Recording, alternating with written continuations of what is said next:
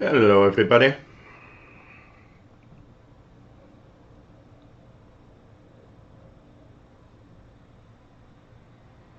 Hope everything is all right. Looks good. Let's open a beer.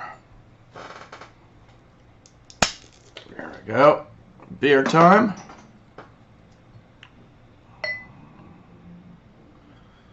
And we are about to go for another Shortwave show. Don de Dieu, gift from God. Beer, 9%, starting strong today. It's nice to have all of you here. Hope everybody's all right.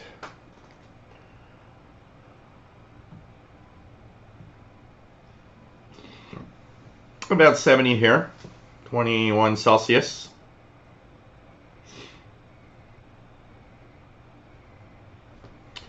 So hey everybody, welcome aboard. This is the Shortwave show. We are live every Friday and Wednesday. Hope you guys enjoyed the Wednesday show, which was the first this week.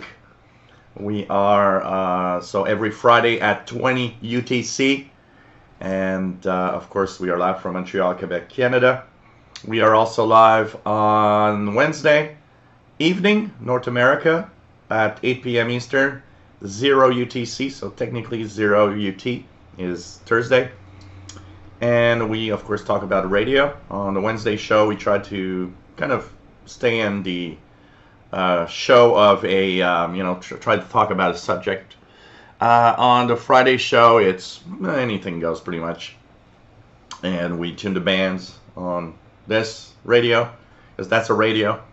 As a comment the other day of someone saying, well, you're tuning on the internet. Well, no, that's not tuning on the internet. This is an actual radio that's here in my office that is plugged to an antenna outside. And it's just computer controlled. Some people still think that SDRs are only online internet things. No, they're not. This is an actual radio at my location that I tune around. And of course, I've got other radios like the Yisu here. I've got an icon over there. There's a beautiful chat room with wonderful people. If you enjoy our show, you can join in. Lots of fun there. People answering questions. And of course, people helping each other. And of course, you can ask questions. You can interact with wonderful guys and girls that are just there to have fun with what we do as a hobby, which is shortwave radio. Cheers. So, my name is Gilles. I'm located in Montreal, Quebec, Canada, northeast part of North America. We are here every week, twice a week now. So this is going to be cool. Okay, chat room. Hello, chat room. We have Matambale, nice to have you here from Colorado. Mark Cope from the Lone Star State in the U.S. Keisha Escape, nice to have you here. Buster Brown, nice to have you on board.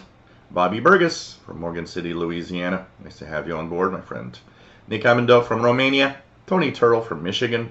Matt from Colorado.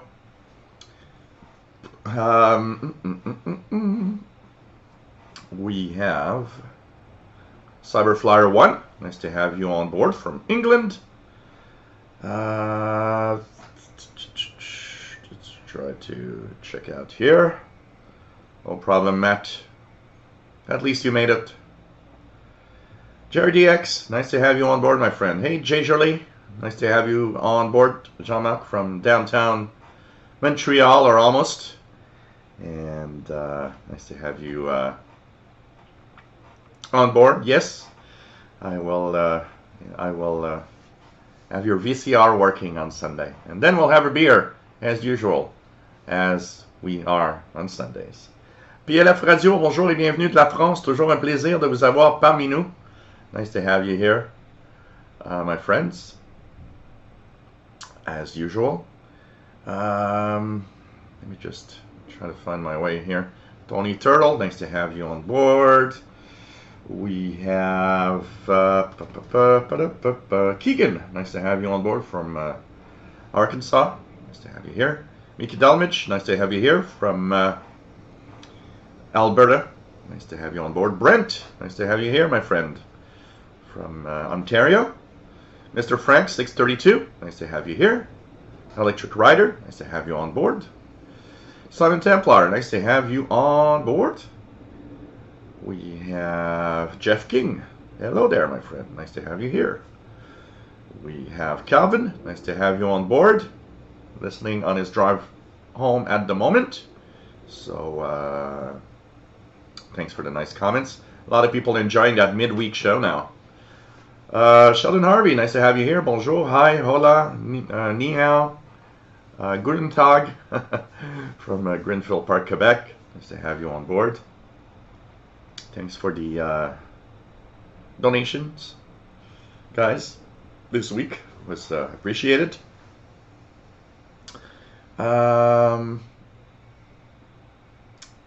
Yeah, PLF radio. That's probably what I should do. Show the SDR, the RSP-1A device. It's unfortunately placed in a way that it's difficult for me to show it here right now, but it's an actual radio. So, what else do we have? What else do we have? Michael Satterfield, nice to have you here. Pretty cool to have you on board. We're getting close already to the end of the chat, which is nice. I'll try to stay up to date with the chat. Joe Sabourin, nice to have you on board from Potters Lake, Ontario. WOHP 1390, nice to have you on board. Rick, W8PRR from Ohio. Firefly, nice to have you here. G8SBS from the UK. Levy Nathan, nice to have you on board, my friend. Very special Sean Wednesday, thank you, Joe. Cool, nice to have you here from Israel, my friend. What else do we have? Yeah, and 9455 is WRMI. I don't know if I hear it here. You hear anything here? Yeah.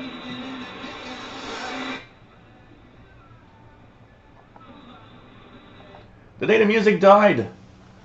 Playing on 9455 right now.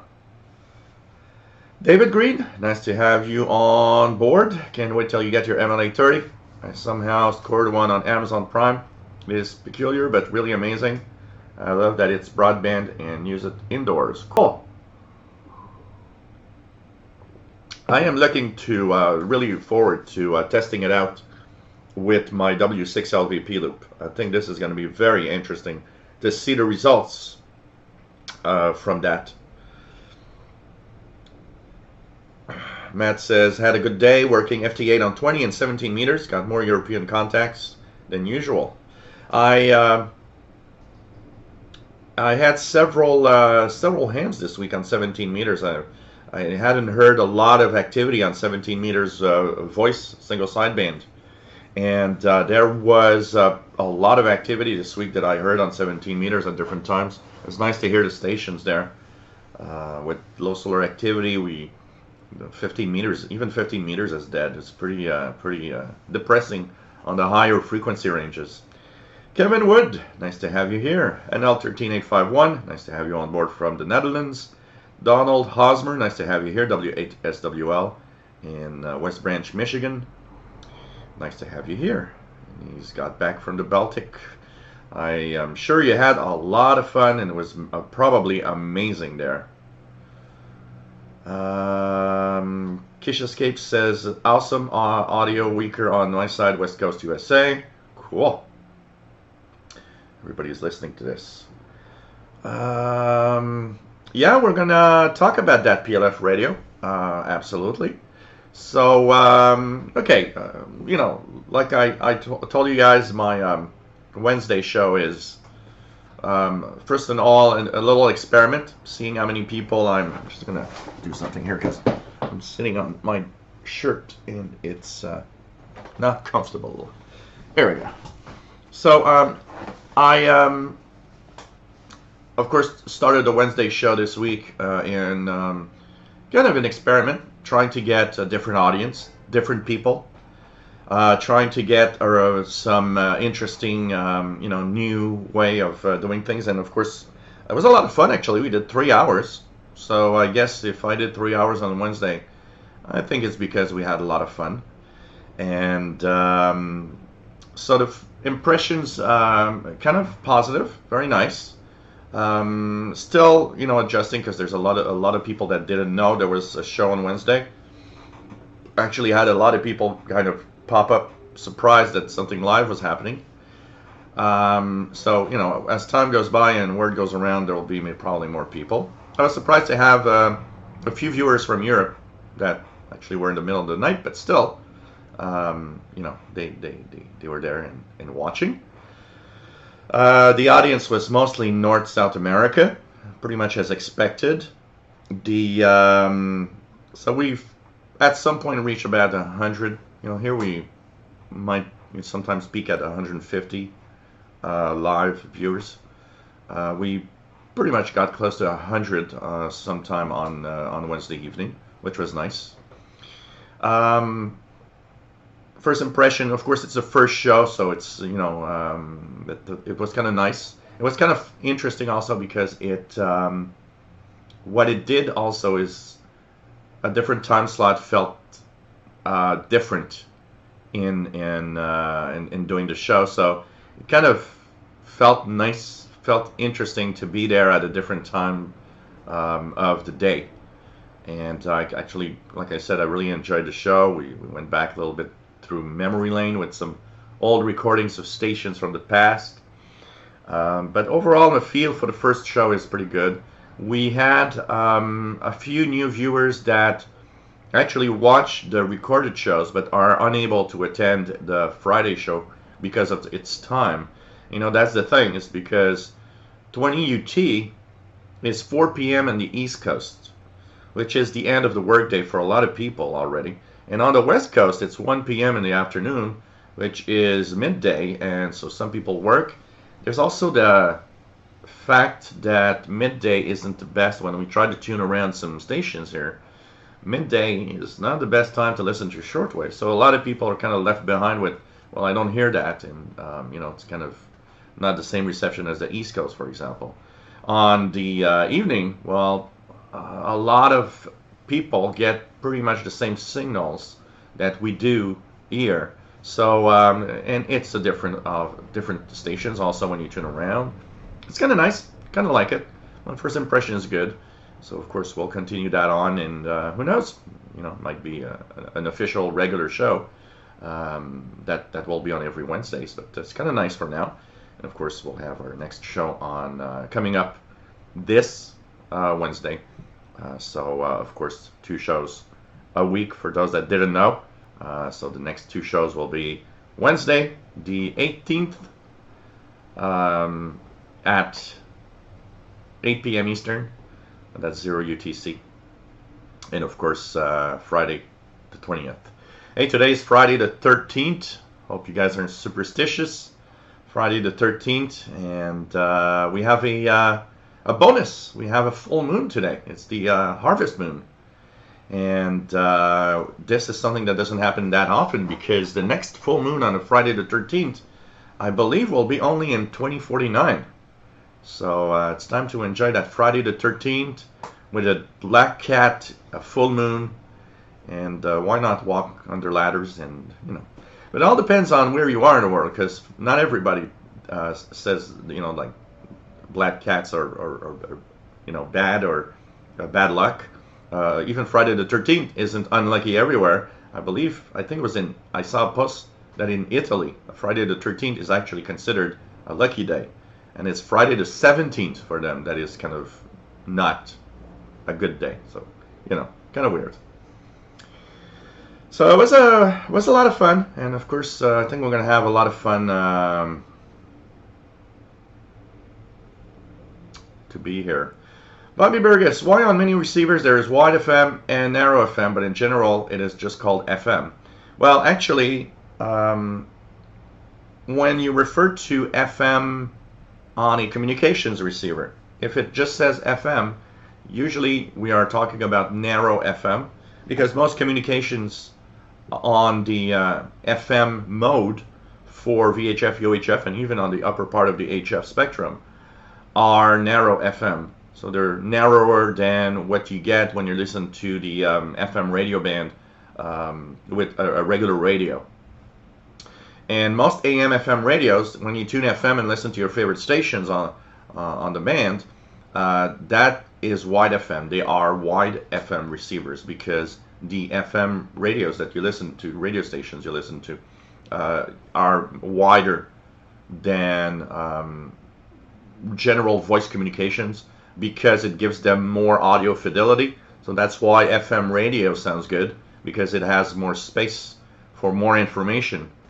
Where narrow FM, just for voice, narrow FM is enough, and that's why a lot of communications. But in general, when they will say FM, what they usually mean when, like I said, on a scanner radio, if you see FM, usually it's a narrow FM, simply called FM.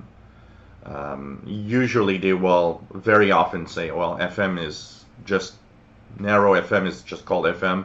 And if there is a mode for wider FM, then it will be called wide FM or WFM, basically. Joseph Ivankovich, W8JXQ. Nice to have you on board from Battle Creek, Michigan. Donald Hosmer says got sick on the flight home. Did 3 days in the hospital. Really? Wow. Hope you are getting better, my friend. That's a bummer. Bad end to a beautiful trip, probably. Keegan says 9455 is S5 out of 5 over there, WRMI. I do believe 9455 is directed to the west coast of of North America. Skateboarding 118, nice to have you here. Coaster 2301 Productions, nice to have you on board. Got to work SO50 over the past couple of days. Ham satellites are fun to use. They are definitely fun to use. Definitely.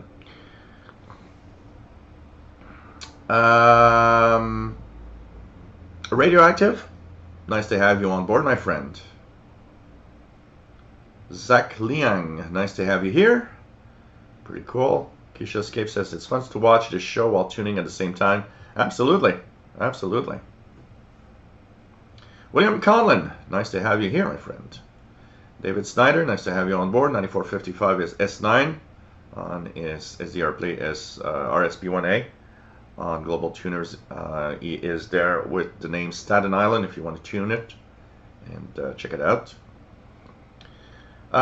Sheldon Harvey says that ham contest this weekend worked all Europe SSB contests starting Saturday 14th at 0 UT to Sunday 15th at 23:59.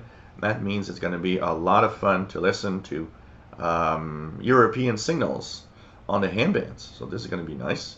And there's the ARRL September VHF contest, 18 UTC, September 14th tomorrow, to 03 September 16th. So kind of nice. So it's going to be interesting to tune around for European signals. Matt says his wife was born on Friday the 13th, though not in the month of September.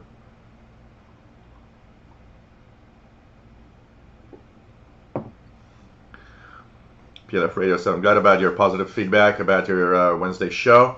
Most people really enjoy the fact that there's a Wednesday show, and it got 1,000 views, so kind of nice. And we're going to check that out because it's very positive. Most people are happy of that second show, and I think it's going to be fun. Fishkoff, nice to have you here. Any good Harvest beer? Well, I don't have any Harvest related or Friday the 13th related beer, but I'm sure there's probably something in there. And the karaoke bar that I go to, I've been drinking a new one called Season 13, which is 6% white ale, and it's pretty good, gotta say. Skateboarding 118 says, I've recently been finding many stations on AM mode, Spanish, and one in USB, African, between 1711 2000 kilohertz, and the USB station 2453 in daytime. I have no idea what they are. Any ideas? Thank you. On the low part of the frequency ranges, you might be getting some kind of image or maybe overmodulated, like your radio might be overloaded by some stations that pop up in that range. Because 1711 to 2000 is there's not a lot there. There's a 160 meter band from 1800 to 2000. There shouldn't be really any stations there in general to listen to. So maybe you're getting some kind of overload. For example, I get tons of AM stations on the 2 megahertz range from on my Countycom GP5 because it overloads on AM stations. There could be some USB stuff on the 2 megahertz range, depending on where you live, because there are some weather stations. I know that in Europe, there's a lot of weather stations in 1700, 1800 kilohertz, mostly 1700 to 1800. And there's a lot of them scattered through the 2 megahertz range also. Like here in Montreal, I hear the one in Halifax on 2749 upper sideband. So that's pretty much what is happening. So maybe you're getting some overloading because there's not a lot of stuff there. What radio are you using to tune around on the frequency range there? KC1HOX, nice to have you on board, Glenn. Pretty cool. What about, what do we have? Okay, Keisha Escape, narrowband FM on shortwave. Yeah, on shortwave there is some FM, narrow FM communications on the top part of the 10 meter band. It is about 29,300 to 29,700 is FM mode for most of that band. And when activity is there, you can hear even some FM repeaters. So there is some narrowband FM there. There's some narrowband FM a little bit in the CB band. I believe Europe, a lot of European CBers use narrow FM for their communications. And you can hear some narrow FM studio to transmitter links in the top part of 25 megahertz and bottom part of 26 megahertz. Of course, when propagation does work. Brent heard Shannon Volumet last night for the first time using his MLA30 in Ontario, Canada. It was fairly clear. Cool. You heard it on what frequency? Did you hear it on 54? What was it? It's 5505 in the 5 megahertz range? Because there's also the one on 3 megahertz, 3413, I believe, 3413 upper kilohertz, the upper sideband, I think it is. What else do we have? Yeah, when WEWN, if it's messing up, it sounds like FM sometimes. Absolutely. Absolutely. Denis Allard, bonjour et bienvenue. Nice to have you here. What's your feeling about WBCQ's funny farm this week? You know, WBCQ is having tons of problems, I can tell you that. Their transmitter needs replacement parts. The company that made the transmitter is bankrupt, so they're kind of having a hard time getting what they want. Alan Wiener is ranting all the time about how he doesn't understand the electronics because it's all computer controlled, and he would like to have a transmitter with knobs and, you know, buttons. So they're kind of having a hard time having that thing up and running. The Egyptian guy that is paid for it is kind of mad that the signals aren't making it to the Middle East, which was to expect if you use only one frequency 24 hours a day.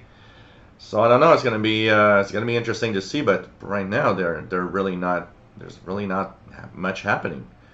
And listening to, I'm gonna listen again tonight. Listening to Alan Wiener, he really seems to be pissed off at the fact that everything is like not going well, like you want. So it's gonna be interesting. But they did register frequencies on the 19 meter band, 16 meter band. We'll see. And we'll see what's going to happen. The Expeditions, nice to have you here from Ottawa. Pretty cool to have you here. What else? David Snyder, 9420 is Voice of Greece. Voice of Greece. 9420, let's check it out here. Here's the Voice of Greece.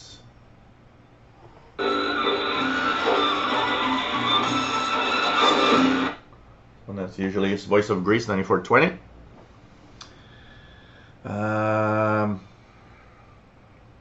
What else do we have? Zach Yen says, yeah, okay. Kevin Wood says, thumbs up for the Wednesday show. Cool. What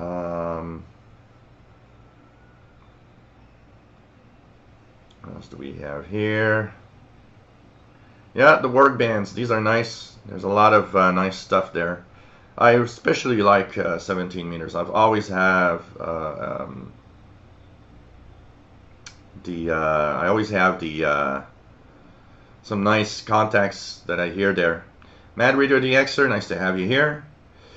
Zach Liang, heard the 4625 new buzzer. Yeah, well, there's some kind of hum on the buzzer's signal. So when you tune the buzzer, you actually hear a hum with the buzzer. I've heard that this week as I was tuning around a Swedish SDR and noticed that there was a hum with the buzzer on 4625. Jerry DX supposed to have a special Friday the 13th harvestman tonight. Last seen back in 1930s, I guess. Talking about it on the news. Yeah, next one will be in 2049. The next Friday the 13th full moon will be on in 2049. Pretty crazy. Doesn't happen that often.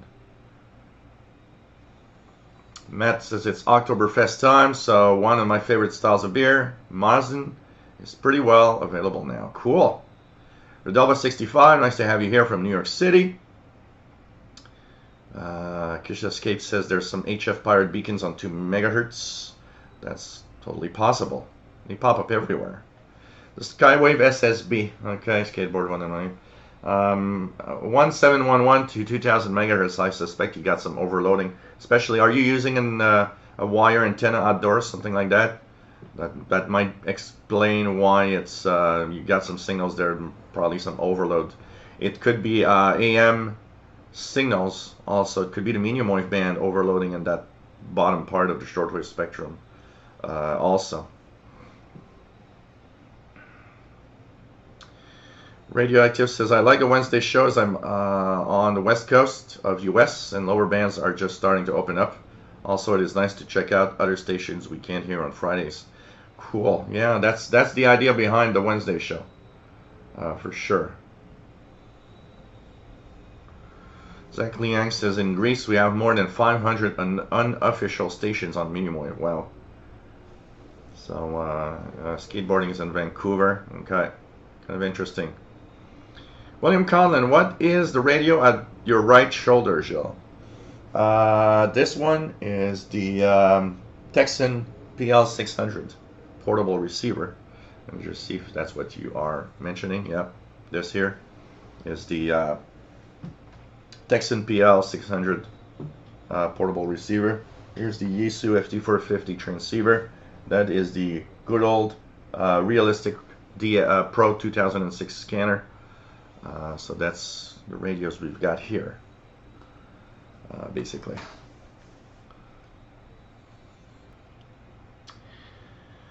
Brent says, yeah, air channel involvement on 5505. Yeah, that's the one that one comes in pretty much all the time. João Sombra Newhouse, nice to have you on board from Sao Paulo, Brazil. Pretty cool.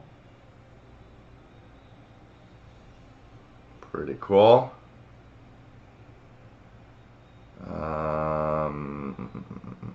Page Master, nice to have you on board from Moore, Oklahoma. KC5VOY, WA5136SWL. Joseph Ivankovic says, have you tried the scanner feature in SDR Uno? I played with it a little bit. I did use it to scan the airband and some of the frequencies and the VHF ranges a little bit. I kind of like it. Of course, it's a little sluggish, so it's not like having a real scanner radio. But still, it's nice to have that feature, that scanner feature in SDR Uno. I didn't try it on shortwave, but maybe I should. Maybe I should try a scanning feature of the you know, an international broadcast band or something. Mickey Dalmage, paraskevidekatriaphobia. Wow. Means fear of Friday the 13th. Yeah, I said it like I see it. Should be some creepy pirates on tonight, full moon and all. Yep, absolutely. Absolutely. There could be some pirates tonight for sure with the Friday the 13th. And, you know, we're going to slowly creep our way to October, which is Halloween. And Halloween is one of the biggest pirate radio times of the year. So that also is going to be interesting to see. There's been a lot of pirates lately on the shortwave bands. I've really been listening and hearing a lot of pirates. Pretty crazy. Really a lot of activity. PLF Radio, is there only one company that are making shortwave antenna for international broadcasters? I don't know if there's more than one, but there probably ain't that many for sure. So I'm not really sure as to how many companies exist that do that. So yeah, the gray inside the corner, that's the one here. This is the Realistic Pro 2006 scanner, 25 megahertz to 1300 megahertz. WBCQ, suffering from the politics of running a station. Yeah, pretty much radioactive. David Snyder, Tank Show, wow, you are getting Voice of Greece so much better than me. I can barely hear it. Oh, really? Voice of Greece, 9420. Γιατί αρχίζει η κακοκαιρία. Το σταυρό λοιπόν τα έβαλα και δεν είναι τυχαίο που σήμερα ξεκινήσαμε από το πρωί και άνανε. Το σταυρό φτάνουν και δεν λέγανε και επίσης το σταυρό ότι τα δένανε και τα μετά τη μεγάλη Σάρακος. So Voice of Greece 9420. Well, a pretty good signal here actually. Really nice and quite a lot of signals on the 31 meter band right now. Pretty nice. Kevin went on the flat earth. Radio works everywhere all the time. Yeah, usually they should have just a VHF antenna and broadcast line of sight. It's flat earth after all. Zach Liang says traditional Greek song was played. Tony Turtle says just heard VE6 VDX in Michigan, 20 meters, good signal, loud. Here on WWV, loud here on 15. Let's check it out. 15 WWV. Not super strong, but it's there. Let's check out the 20 meter band.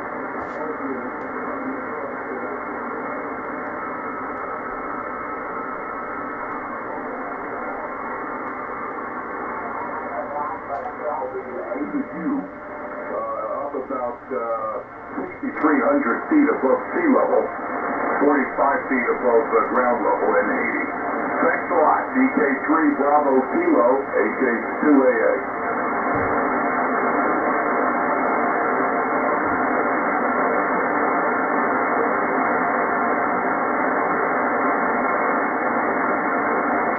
I'm not hearing it, but there's on 14160 of VK3, which is a Australian stations.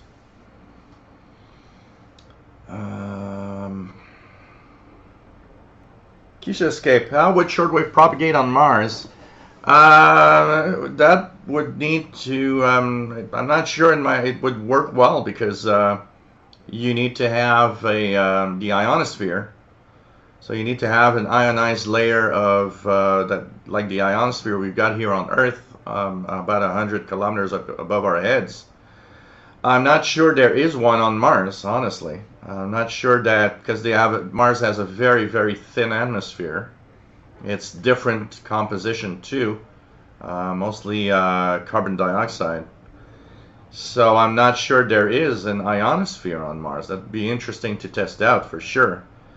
You know, if, maybe we'll see if we can send a amateur radio operator on Mars, 2 amateur radio operators on Mars for the first time, and check that out. But I would guess maybe there's no ionosphere, so no support for the signals actually, you know, being able to reflect on that layer to do shortwave propagation actually.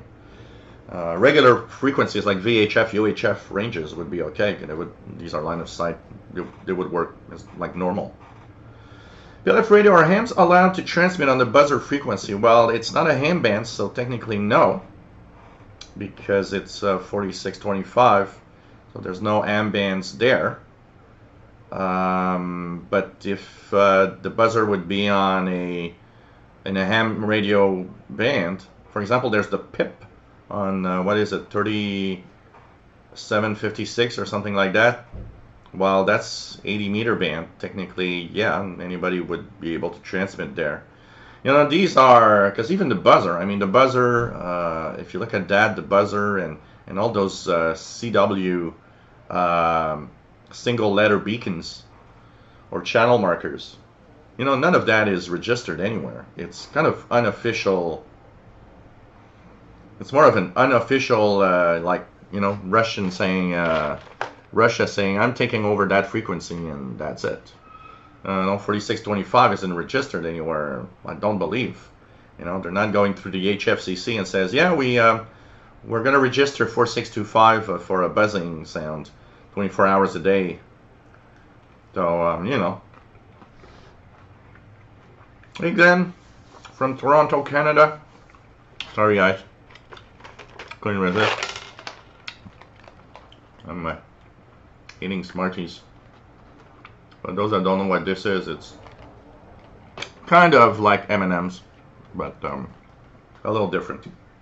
Actually, M&M's are better than Smarties.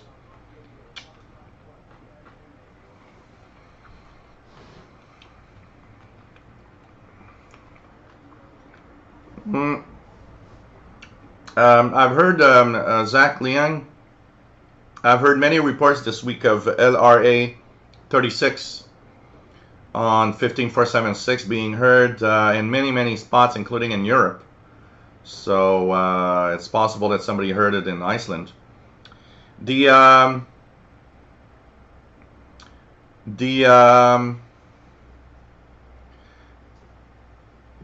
frequency, I tried 15476 a couple of times in the past month when I would see reports of LRA 36, because if you guys don't know what LRA 36 is, it's that Argentina station in Antarctica.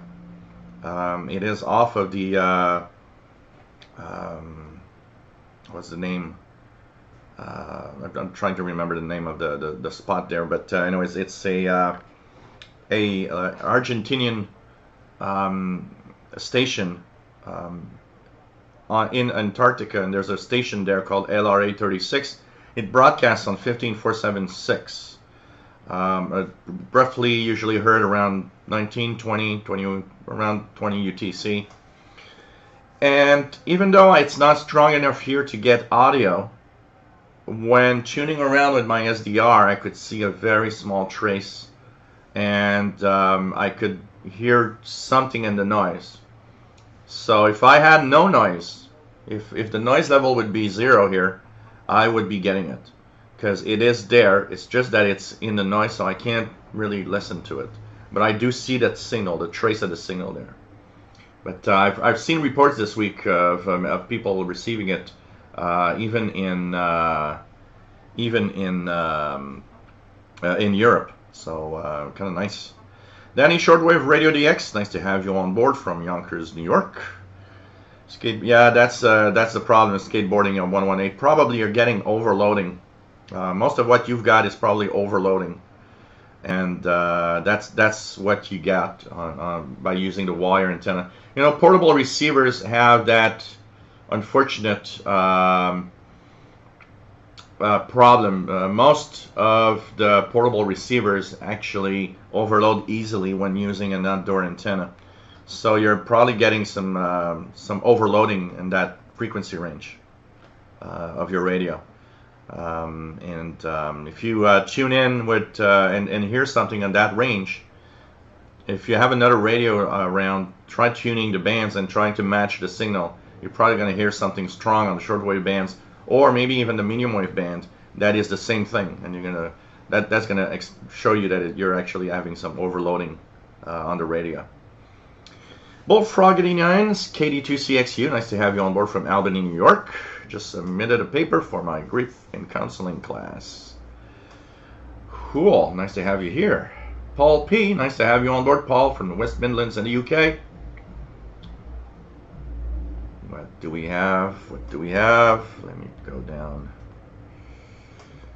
PLF Radio says there are some pirates right now. Let's check out the HF Underground website here. HF Underground. Check it out here. Pirate Stations North America.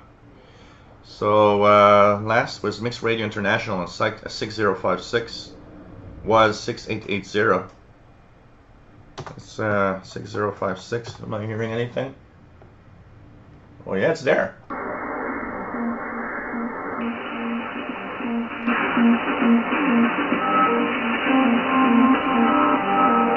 So 6056 upper sideband, pretty strong. It's Mixed Radio International Pirate 6056 right now. So I'm hearing Mixed Radio International quite well too.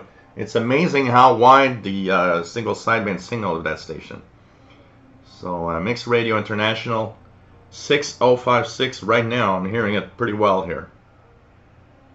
So nice to see that there's some pirate radio activity on this Friday the 13th. Pagemaster, have you ever seen on SDR players P1A's waterfall that happens on certain bands at any time? A dancing carrier signal. I've seen that but unable to capture it on video. What do you mean by a dancing carrier?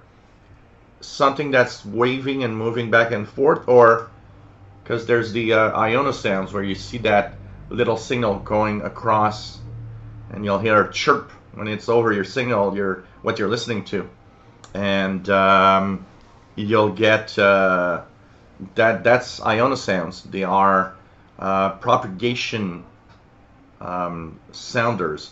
So basically what they do is they transmit and they sweep across the band. I don't know if that's what you mean. Because there's a lot of things that can cause all sorts of signals that move around in the bands, you know, especially sometimes local interference from devices and stuff. So I'm not sure exactly what you refer to right now. It would be nice to have a if you can do a screen capture when it happens. You take a picture, you know, at the time that it happens, at least. What else do we have?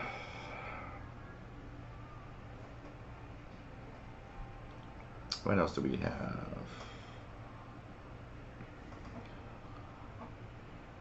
David Snyder, 14160 is where I was on the 20 meter band, 14160. Sheldon Harvey, WWV should hire Gladys Knight to make voice announcements. Then they'd have Gladys Knight and the Time Pips. Oh god, that'd be nice. We'll submit that to CHU Canada. Oh man. What else do we have? Going down, going down. Slowly. And WWVH. Yeah. Digital, aka David, nice to have you here. Toronto check-in, found you recent, watch your Wednesday show, and boy, did you bring back memories of listening to the on the 80s. Was living in the Azores Islands as a teen. Shortwave was my connection to the world. Yep. I was a little bit nostalgic, I gotta say, at the end of the show on Wednesday when we started having all these signals of all these, YouTube videos that I was playing of old stations from back in the, back in the days. It was crazy.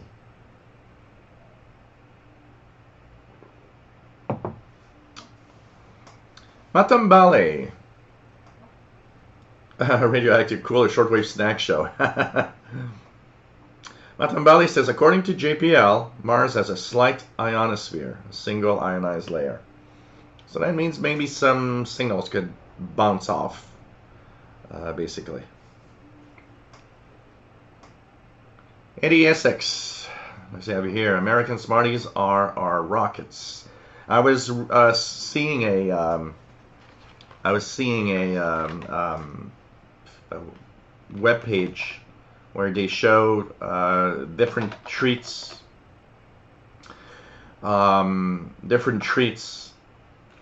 in different countries, and where some of us have things that doesn't exist anywhere else. Like here in Canada, we've got the Coffee Crisp, which is apparently Canadian only, from what I read.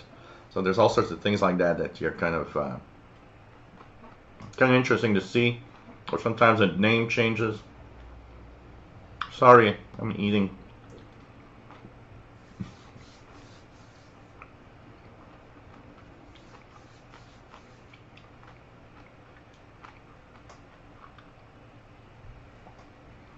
So, cool. There's a slight ionosphere on Mars. Ricardo Cristiano, nice to have you here. You got a Texan 310. That's nice. Nice little radio. Lee Burkett, nice to have you here. Watch your show on repeat on Wednesday. I was too tired, but great show. And anyway, thank you very much. Pretty cool. Matambali says, those interval signals got me really misty-eyed. I must have been slicing onions or something. You hear these things and they do bring back a lot of memories. When I hear, the DX Party Line song at the beginning, I always kind of transports myself back when I was 14 or 15 years old, tuning to shortwave bands. Antonio Ramirez, nice to have you here, Antonio, from San Antonio, Texas. So nice to have you here. Pretty cool. Zach Liang says 11:41 p.m. Nice to have you here, my friend. David Snyder, 13650, music S7, S9, with some fading. That should be Radio Romania, 13650. Should be Radio Romania.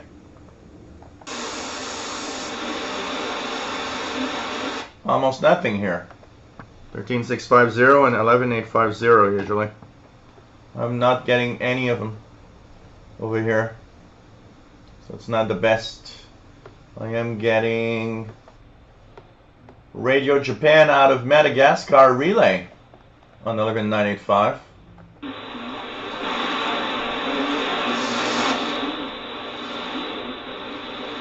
Not as strong as usual, but I am getting Radio Japan out of Madagascar 11985. Mark Ledford, nice to have you on board, my friend.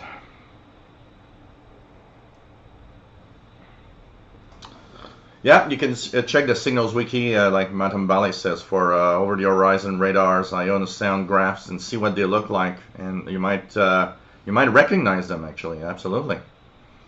Jersey Bound, nice to have you here from New Jersey, my friend. No need to be sorry because you're late. Yeah, Kisha Escape could be an unstable transmitter. Absolutely. Kisha Escape 27025. I see people, amplifiers, carrier moving all over the place. There's a lot of stuff in the CB range that is interesting.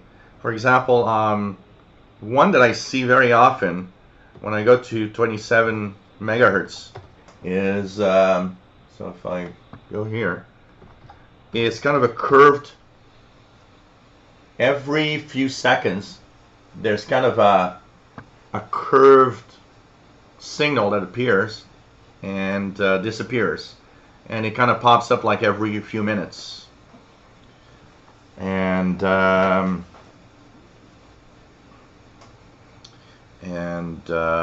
it's and there's also the things that are on some of the frequencies, like on the range where you have the CB band. There are a couple of channels there in between two channels that actually have all sorts of little low power transmitters. For example, you could have radio controlled toys there. I've even had a mouse, a Microsoft mouse. That was it Microsoft? That's a Logitech. I think it's a Logitech mouse. I'm not sure. Maybe Microsoft. No, it's a Microsoft mouse.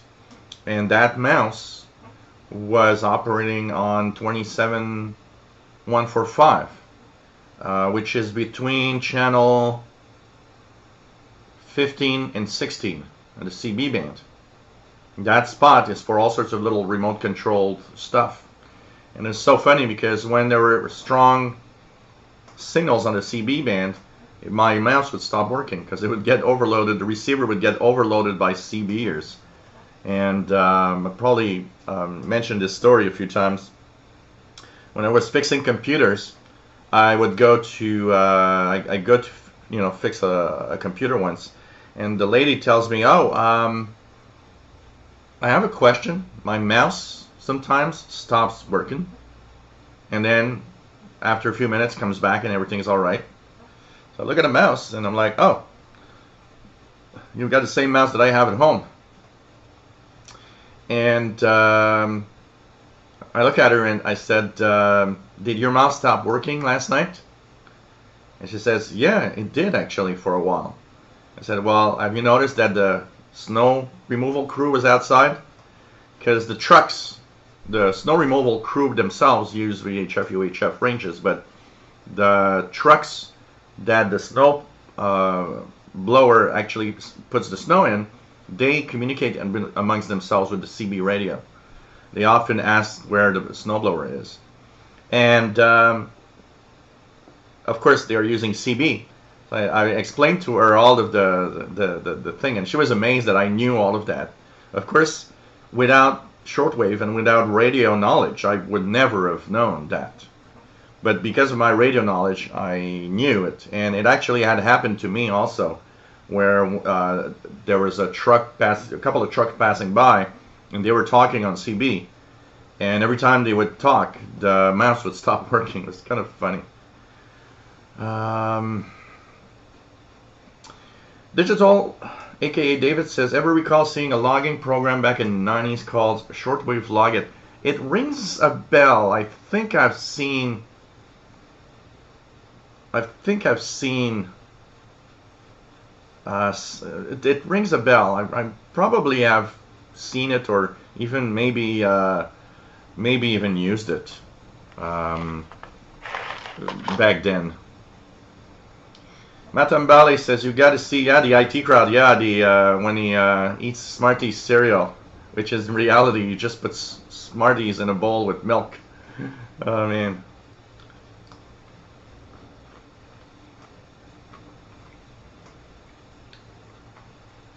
Rob, nice to have you here from hot Phoenix, Arizona. Keith Logan, nice to have you on board, my friend.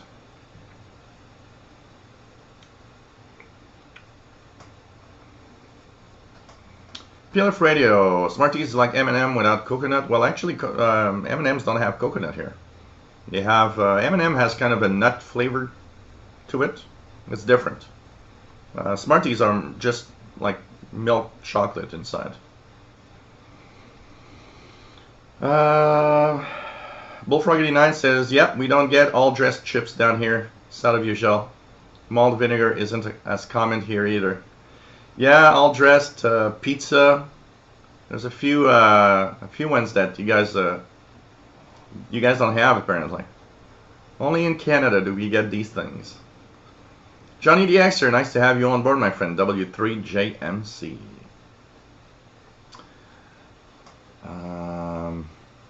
Rob says, I always travel back in time when I hear Madonna's holiday song playing. Yeah, brings back our younger years. Yeah, yeah, Peanuts. Smarties are like M&Ms without the peanuts. Let's just call it like that.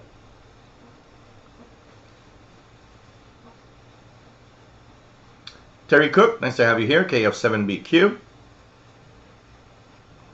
Yeah, no problem, Pilafredo. I kind of understood that's probably what you wanted to say. HF Zone, nice to have you here. Josh from Chesapeake, Virginia. I see everyone is enjoying your Coast Guard weather station. Our Coast Guard weather station. Yep, absolutely. It's nice to listen to. I like that when I tune around and get one of the frequencies of the Coast Guard weather in Chesapeake. It's always fun. There's something, you know what? I don't know if it's the voice or the way that it's done, but there's something almost mysterious about it. Almost mysterious about it.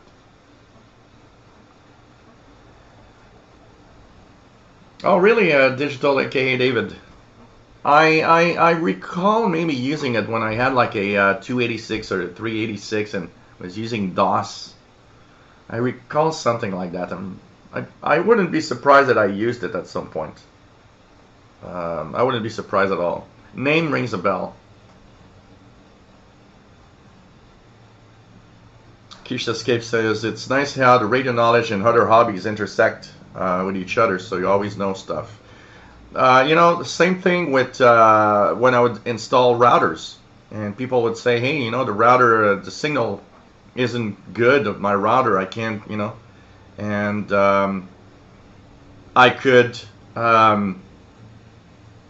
explain to them why, you know, such and such signal was, you know, not reaching, and that there's channels inside a router, so you can actually change the channel so that you can, you know, avoid interference from your neighbors' routers and so on. Things that people don't think about. People don't think about the fact that, you know, your wireless router is radio signals going around and how it works. And they have no idea that there are channels you can actually choose and change. Radioactive Smarties in a bowl. Smarties cereal. Diabetes in a bowl. Klaus, nice to have you on board from the Bavaria border, my friend. He says, I mean, I shall continue with the Wednesday show. It is worth your effort. All the best. Thanks very much, Klaus. Nice to have you on board, my friend. It's always nice to. There's Mickey Delmage. Just send me his QSL, says, you had me in panic mode. I thought I'd lost this. So I had put it in the South America album for some reason. Probably because it's the Argentinian station. Here we go. Look at that. He's got a nice nice QSL card from LRA 36. Radio Nacional Arcangel San Gabriel, Antarctica. So look at that, guys. He's got a nice QSL card for LRA 36 here. Pretty cool. Pretty cool. This is nice. Thanks for sharing. Really nice. I wish I had one of those. There's a few stations I wish I had. North Korea. I'd like to have that QSL for North Korea. Matam Ballet says, poutine is also really hard to find around here. Still haven't tried it. You got to try poutine when you are in Canada. Any shortwave. Only in Canada. Milk in a bag.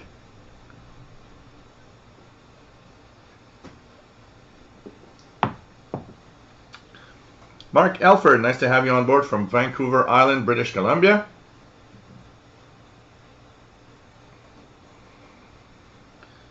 And Keith Logan is going to the swap meet to find old TVs and radios. Cool. Color radios, Martis exist in France too. Really? I know that they don't exist everywhere. So it's not everywhere that you get Smarties. I know they exist in the UK since they talk about it in the UK. But it's interesting to see that some things exist in certain markets and not others. Kind of funny. You know, you never think about it. Sometimes you talk about something and you're like, oh, you don't know what that is. But then it's like, oh yeah, you don't have that in your country. Okay, we have it here in Canada, or you know, it's always kind of special. F4 IDL, nice to have you on board from France. Bienvenue, mon ami. Page Master, yeah. Iron Mike, U.S. Coast Guard. The voice.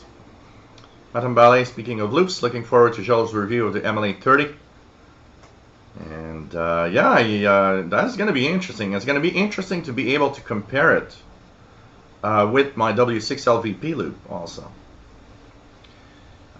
Kish Escape says, and USA Smarties is a pressed powdery sugar thing, like mini sweet tarts. Yeah, I think that's what I saw. I remember the web page that I went to was using the names of different treats and saying, well, in Canada, Smarties is that, but in the US, I remember seeing it was something like that. Here's these little colorful candies that with milk chocolate in the middle.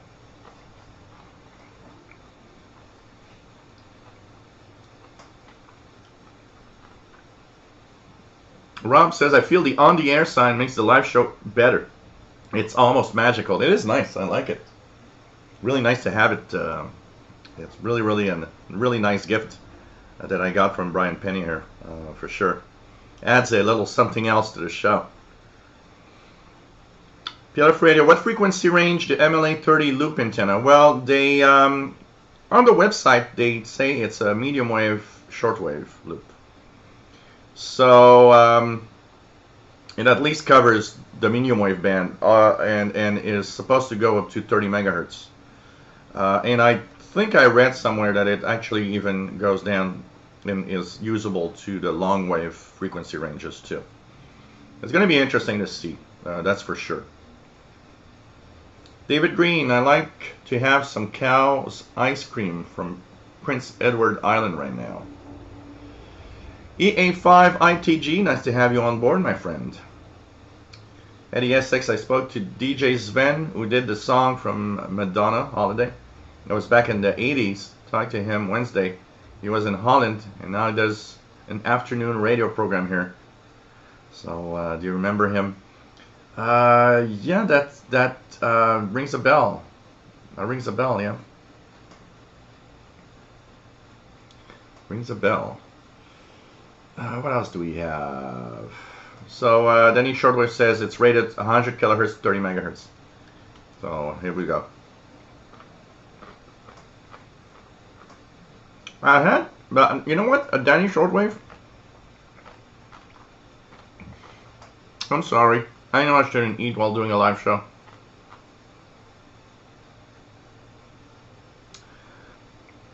David Green says 1 kilohertz to 30 megahertz. I think I read 1 kilohertz. I'm not sure. I think I had read 1 kilohertz. Or the W6LVP loop goes to 1 kilohertz. Maybe the W6LVP loop is 1 kilohertz, and maybe the MLA-30 is 100 kilohertz. Johnny DX sure had poutine at various restaurants. Not sure how legit it was, but boy, it was yummy.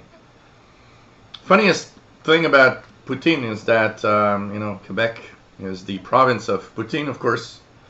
And I only eat 2-3 spoons, or, you know, and that's it. I can't eat a whole poutine. I like the taste for just, you know, tasting a little bit, but I always, you know, that I never order poutine for that reason, because I don't eat it. Usually what I'll do is, if somebody else orders poutine, I'll say, oh, can I have just a bite or two, and that's it, and I'm okay. I'm okay with it. Keisha Escape got a QSL from Cuba. Mail was open, probably on watch list mail. Yeah, Cuba's... almost every time I received a letter from Cuba, the envelope was open here too.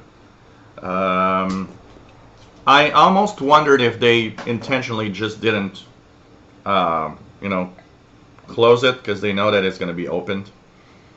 It's also the, you know, where it was it opened? Is it opened by our postal service here, or is it opened in Cuba itself? I don't know. Maybe it was open in Cuba. They wanted to see what was going out of the island in case somebody would send something. I don't know. So many times I received letters.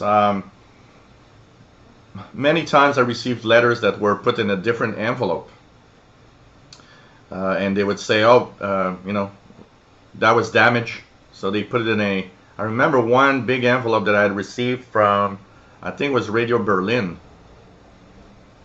And the envelope was damaged, and they had put it in a transparent plastic to send it to me.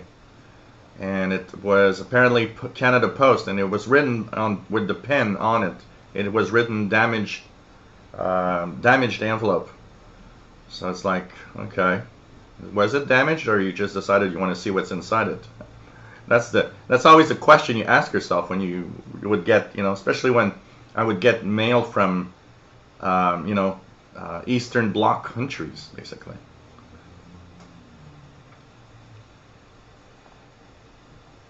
Take care, Keith Logan. Great weekend for you also.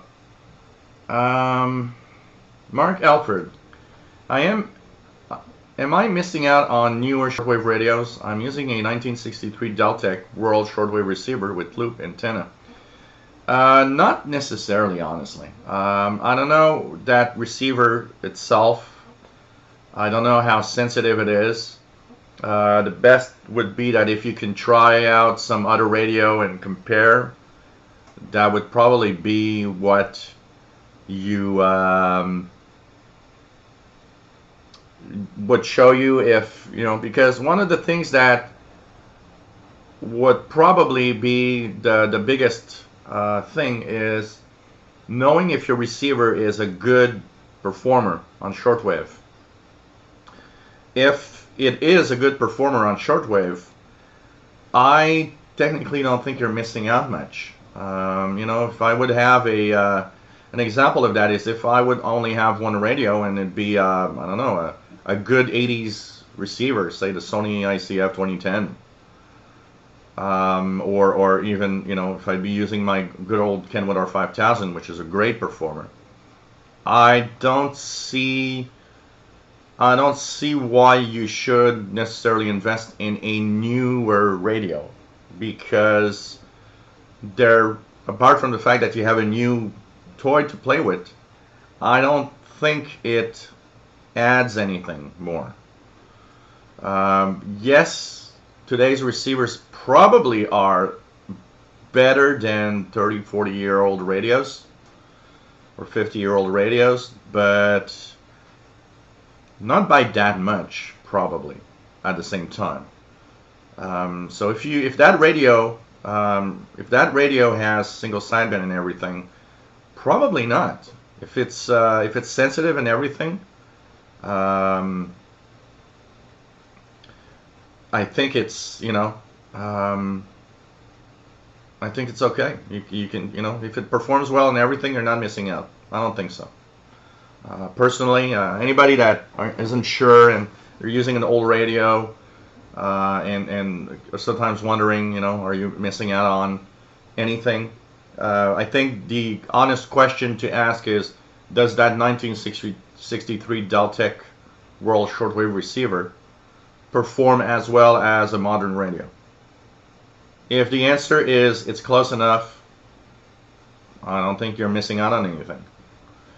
If the answer is no, look at that, newer receivers seem to be more sensitive and are better, then that would answer, yeah, maybe having a newer radio would be good.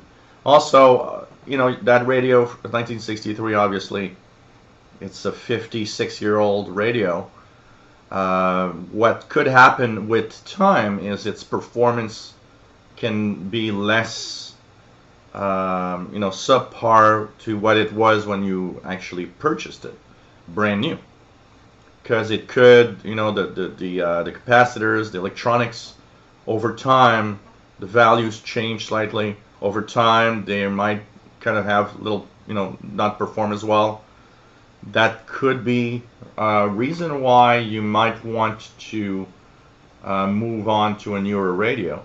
But I think the best would be to compare it mostly, honestly.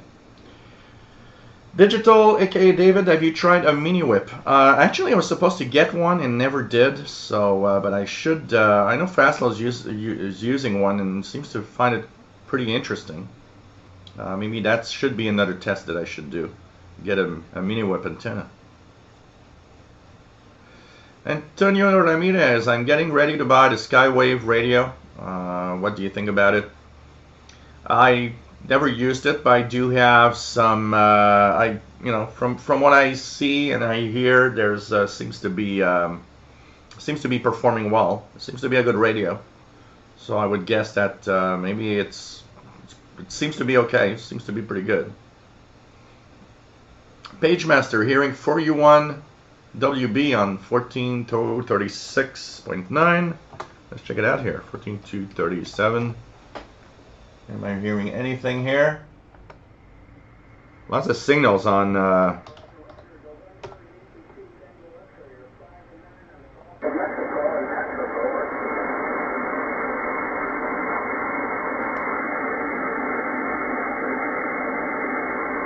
Got that high-pitched.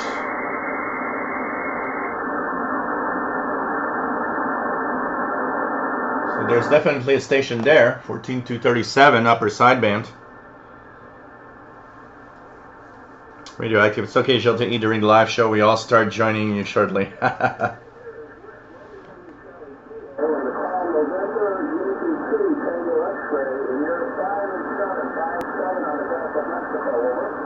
That station in the Gulf of Mexico. I'm not hearing the other one. I'm hearing something. Shady Pyro 90. Nice to have you on board. Just had Dairy Queen for lunch. People talking about poutine and Korean ramen and food now. We're at the food channel. We're at the food channel. Oh man.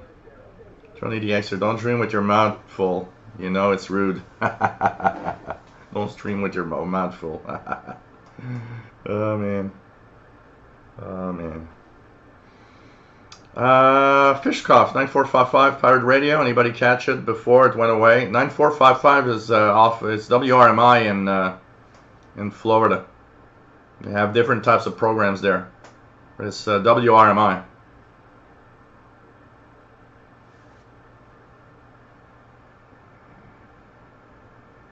Eddie Essex, Canadian Maple Candy, Crispy Crunch, Big Turk, Sweet Mary, and Caramel. Oh man.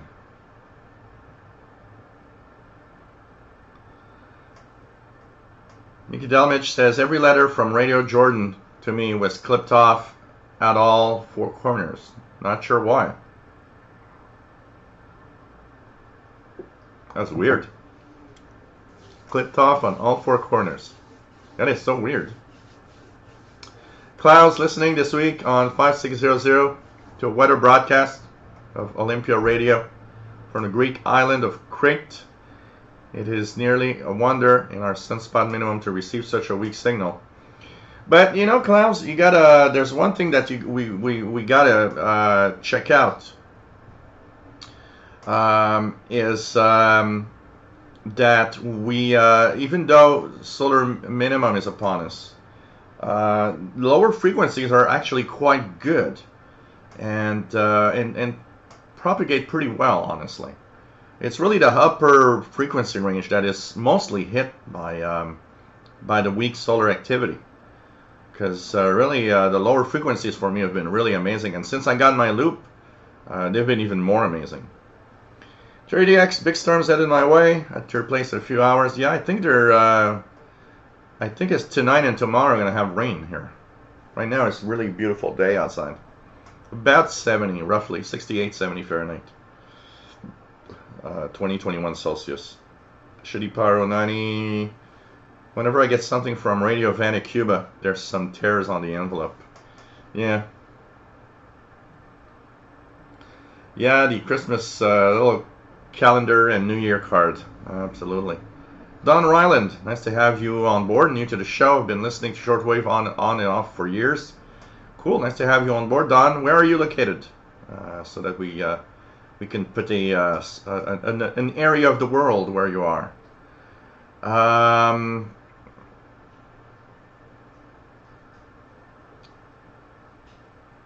You know, I think we all do this on and off. I think it's part of doing this. You know, I've been more intense in the hobby now because of the live shows and the videos, which have kept me pretty much active on listening to Shortwave a lot now. But before I did YouTube videos of radio and YouTube live shows, I probably have been... There have been times when probably I didn't turn on the radio for months at a time. I remember one time, particularly in the 90s, doing so many things. And one day looking at my Kenwood R5000 and thinking, hey, I haven't turned that thing on.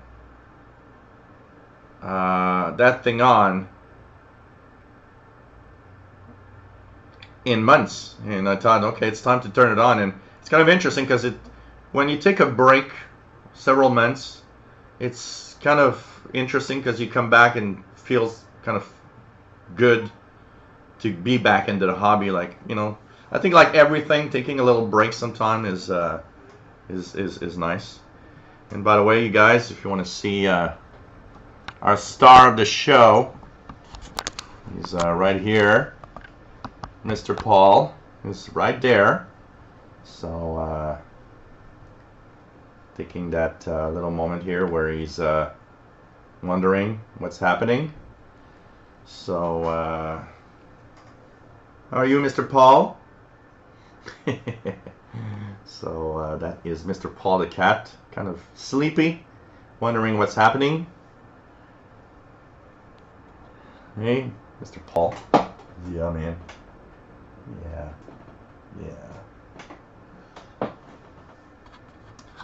So the star of the show is there. The real star of the show. Real star of the show. And you're watching the live shortwave show from Montreal, Quebec, Canada. And now, of course, Mr. Paul wants to join in because I'm talking. So he's getting here. And of course, we are from Montreal, Quebec, Canada. My name is Gilles. We are here Friday at 20 UTC. We are here Wednesday now with our new show at 8 p.m. Eastern, 0 UTC. Here's Mr. Paul saying hi to everybody. Hey, hello, Mr. Paul. Yeah. So, of course, we talk about shortwave and we talk about radio in general. So, hope you enjoyed today's show.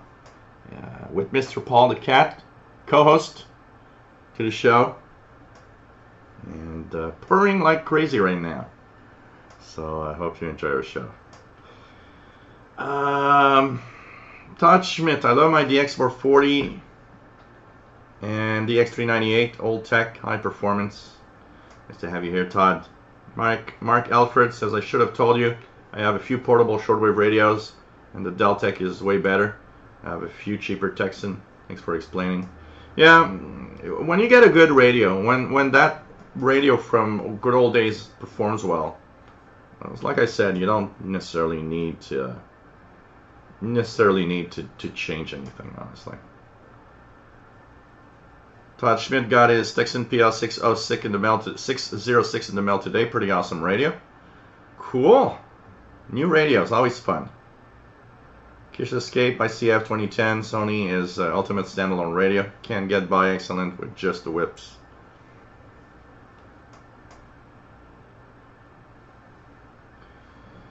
Matambali is getting Radio Kuwait 17550. Barely audible. Jerry DX, my Lafayette KT200 from the 50s picks up everything. If I was alive in the 50s, I would have been more than happy back then with that radio. Built like a tank and a good performer. Cool. Oh, really, Klaus? Second time in 10 years that you got Olympia Radio Grid. When I was doing one of those live shows a few months back, I heard Olympia Radio while we were live. Yeah, I need a discount. That is true, Jerry DX. I do need to get myself a discount. That would be nice to have. You know, my vertical VHF UHF is getting older. It will eventually need to be replaced. Not bad for a 99-cent antenna. Skateboarding 118, Skywave and SSB are good, but problem is it mutes between frequencies. That is unfortunately one of the biggest problems in many radios, muting when you tune around, and it kind of is sad to have that because it kind of puts a damper a little bit on the tuning around of the shortwave frequencies. So you know, it's I hate it when that happens, and you know, there's no excuse to having that chuffing or that muting when tuning around, honestly.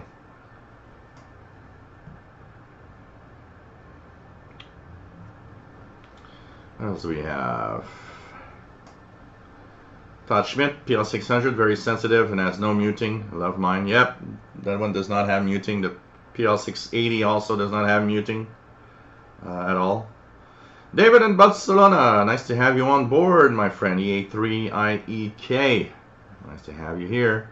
This weekend, the Iber Radio Ham Fair is held in Avila, not far from Madrid.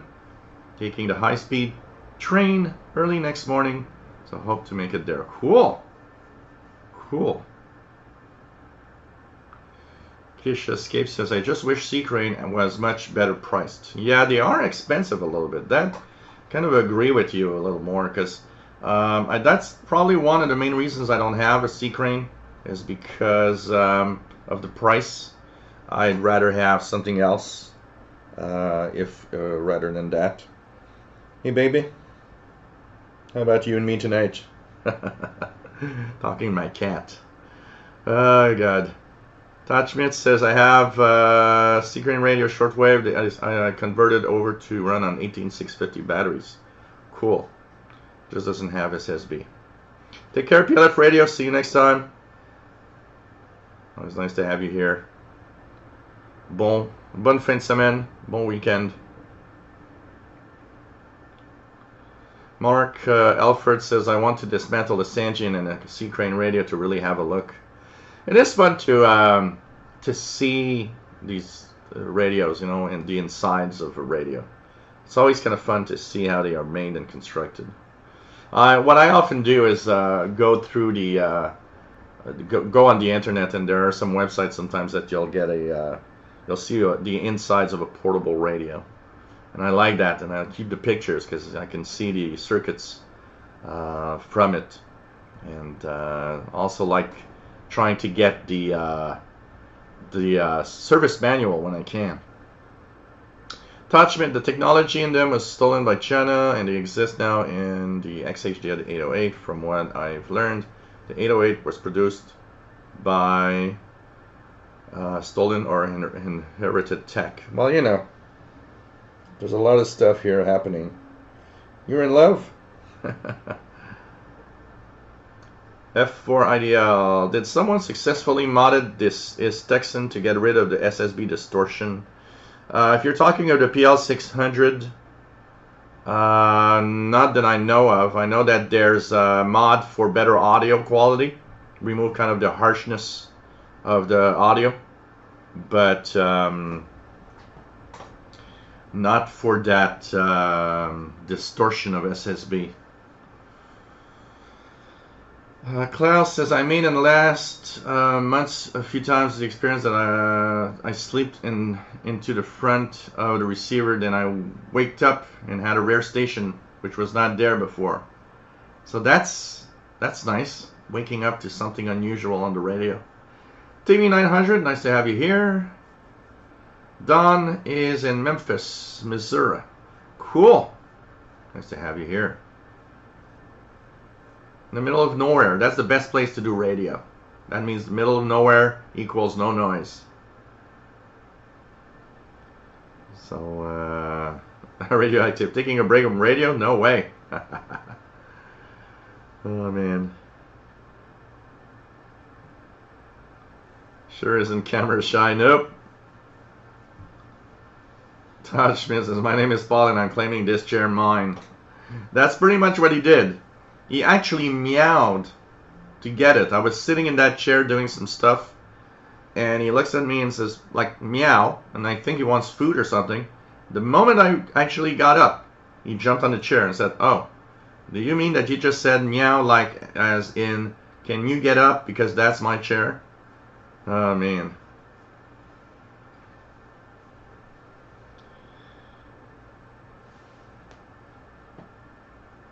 Kish Escape says, this show has kept me more active and excited about doing shortwave every day. And that's one of the reasons why I do this show. I want to try to have you guys listen more. Take care, Simon Templar. Have a great weekend. And hope you enjoy your weekend. Say meow to your adoring fans, Paul. The shortwave show with Jill and Paul. Where's the beer? It's here. I've got a don de Dieu, which is a gift from God. But I'm going slowly because last night, Thursday nights now, I got a meeting with my nephew.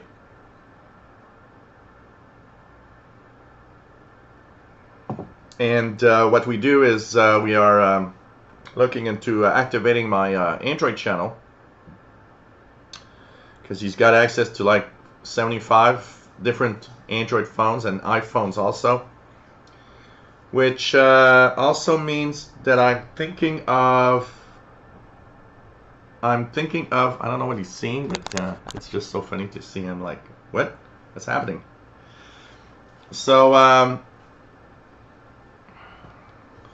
I'm thinking of renaming the channel into the kind of the smartphone channel or something.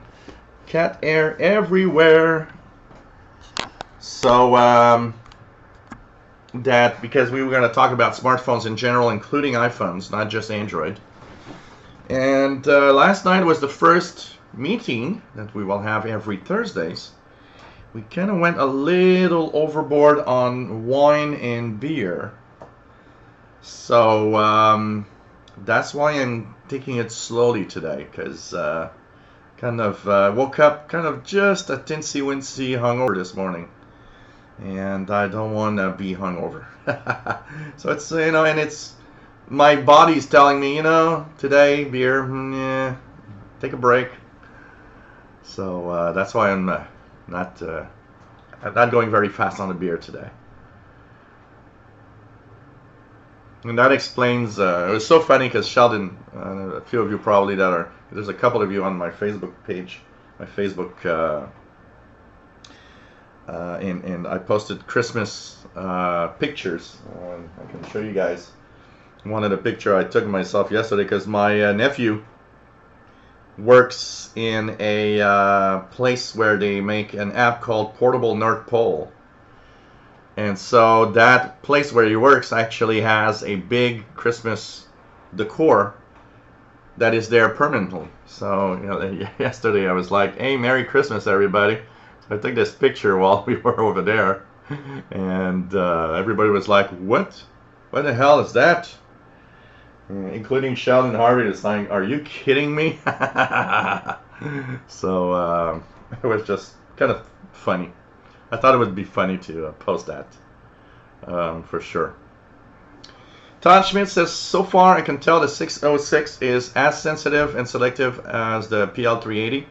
Medium wave on it was amazing, even this early in the day. Shortwave ETM found many stations, FM clear on it. Cool, cool. It does look like a nice radio. Pretty sure. Radioactive. Have you thought about switching out your mag mount VHF UHF antenna for a circular polarized antenna for working satellites? I did. I have seen. Actually, I was looking at a few plans and making one that's looked interesting, and maybe that could be nice if I built one myself, so that I can actually post the videos of how I built it and everything, and maybe help others. So and so yes, I do think about some. I would like to have something to actually bring in better reception of satellites. That's for sure. Mark Elford, I sense Sengian is as good, but 40% less price. So take care, Jerry DX. It's nice to have you here. William Conlon says Sony Shortwave 55 cool radio, and sometime I will get one. The Rock 80, nice to have you on board. Are you all? The autumn began, and at this time, the listening to shortwaves has become more enjoyable. I feel that the waves reach to me between the clouds and the smell of rain. Yeah, we are getting. This is the September, October, February, March, or March, April are two of the times that I really two of these months near the equinox, fall, spring, are always really nice in reception and bring in a lot of stations, for sure.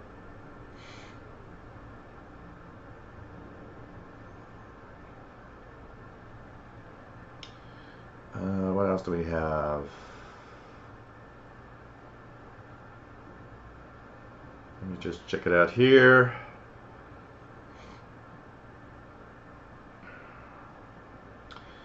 Todd Schmidt, SSB on PL600 cannot be used. It sucks. Yeah, well, one thing, because I use it, but one thing I have noticed is that it gets worse. It gets worse when you put an outboard wire antenna. Matt says, my understanding is that the audio mod solves the distortion issue on single sideband. Oh, that's interesting. I'll check that out. Maybe I should do that mod on my PL600. For sure. That's interesting. PageMaster, radio is my internet. Sorry, guys. I always have to sneeze after I pet Mr. Paul the cat a little bit. So PageMaster says, radio is my internet, but I know I am using the internet to see this episode. Yeah, but like I say all the time, because a lot of people, I see this all the time, people saying, the internet, it killed shortwave, and I never agree with that. Honestly, I never agree with that. If the internet killed shortwave, then the stations would also be streaming. And most stations that left shortwave left for good. They didn't keep a presence on the internet. So that's one thing. And I actually, because also you got to think about, the decline of shortwave started before the internet was here. Stations started to get off the shortwave bands way back in the 80s. Stations would have a transmitter issue. They would disappear, never come back. Some just decided, in the 80s, late 80s, in the 90s, you know what, we don't need a shortwave service anymore. And so I don't agree that the internet killed shortwave. I totally agree upon one thing, is that the internet is a fascinating and amazing place to help us in our hobby. I mean, we never had so much information about what we do.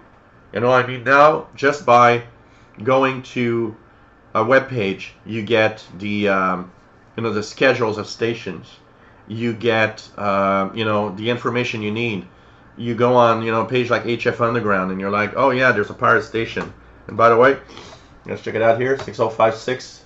Are they still there?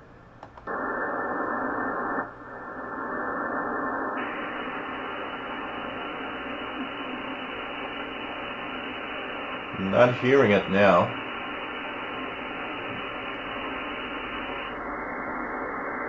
Maybe they have.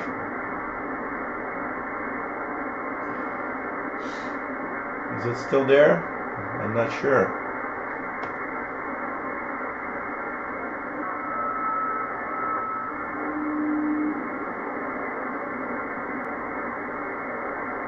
I'm not hearing it anymore. Yeah, I think it is. I'm not sure, but it's very weak. 6056 Mixed Radio International Pirate was there like half an hour ago when we checked. Ah, man. Rob, yeah, Mr. Paul, you know, he's always attracted. Immediately when I start talking on the live shows and stuff, even when I do videos, I start doing videos and I talk in my microphone, and I see Paul just like immediately wants to come over and see me. It's like, yeah. F4IDL says, I'm talking about the PL600 which saturates when the station arrives strong, and it seems that it is possible to regulate it with the resistance.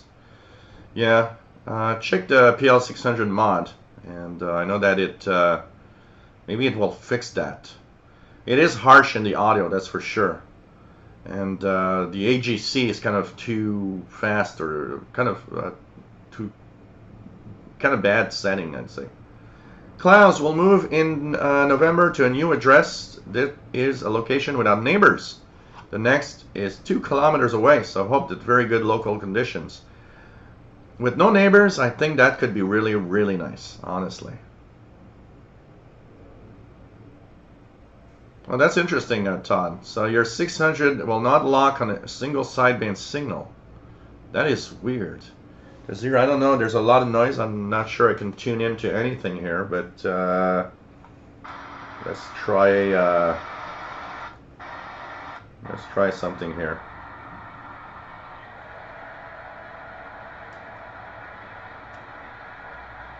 I'm not sure I can tune into anything. I would like to have a single sideband signal to try out here, but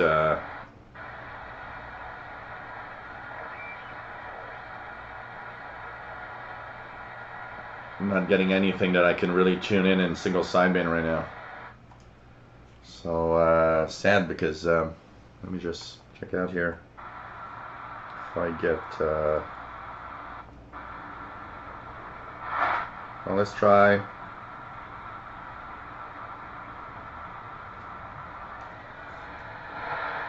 Yeah, I'm not getting anything, unfortunately. I would have enjoyed tuning in one single sideband signal here live on it to see if I could show you what mine sounds like, but I mean, it's a little distorted, especially when it has a long wire on it, but I still can listen to single sideband signals. It's just that it distorts. But like I said, I noticed that it's worse when I put a long wire on the PL600.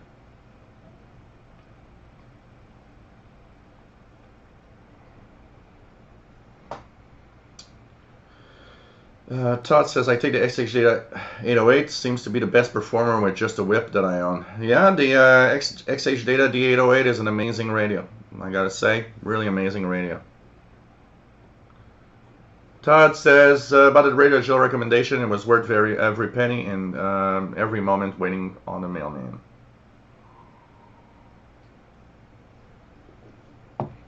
Merry Christmas, great photo. Eddie Essex, my wife bought me your on the air sign you have after she saw it on the show. We got it yesterday. Oh, really? Oh, cool, Eddie. Nice. That's cool. Take care, Keegan. Enjoy your Jeopardy. It's nice to have all of you here. What else do we have? PageMaster, own brew antennas are the best antennas that you have. Yeah, and they're fun. I mean, you know, I need to take more time to do these things, because honestly, it's fun to also have something that you build yourself, you know.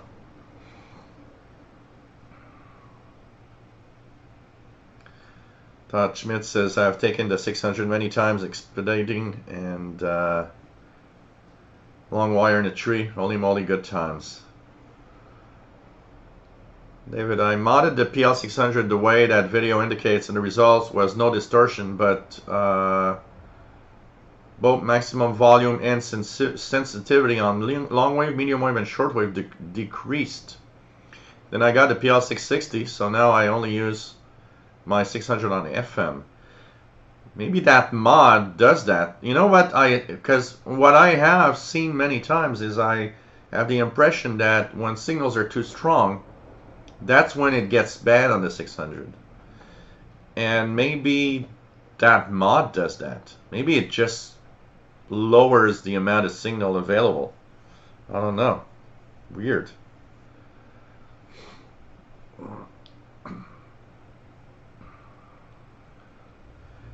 David Lineman, nice to have you here. Says we have room for both. Shortwave services is a matter of national security. To some extent, absolutely. I mean, you got to think about the fact that if the internet would not be there, you know, because governments can block it, well, shortwave is there and can be, and we see examples all the time of BBC and Voice of America increasing shortwave outlets to a specific area of the world where things are going bad. Why? Because there might be no more internet, there might be a blockage of what the government wants you to see and hear, but shortwave goes through and you can listen to that, you know. Todd Schmidt, internet uses, Jill Show, YouTube radio reviews, shortwave info site, Amazon radio buying, and the mother of all radio sources, eBay. Richard Berter, nice to have you on board from Cincinnati, Ohio. Eddie Essex, what do you think about digital radio? D-Star, DMR, and Fusion, 98% internet, 2% radio, but these formats let us talk to people around the world. Great for low sunspot activity.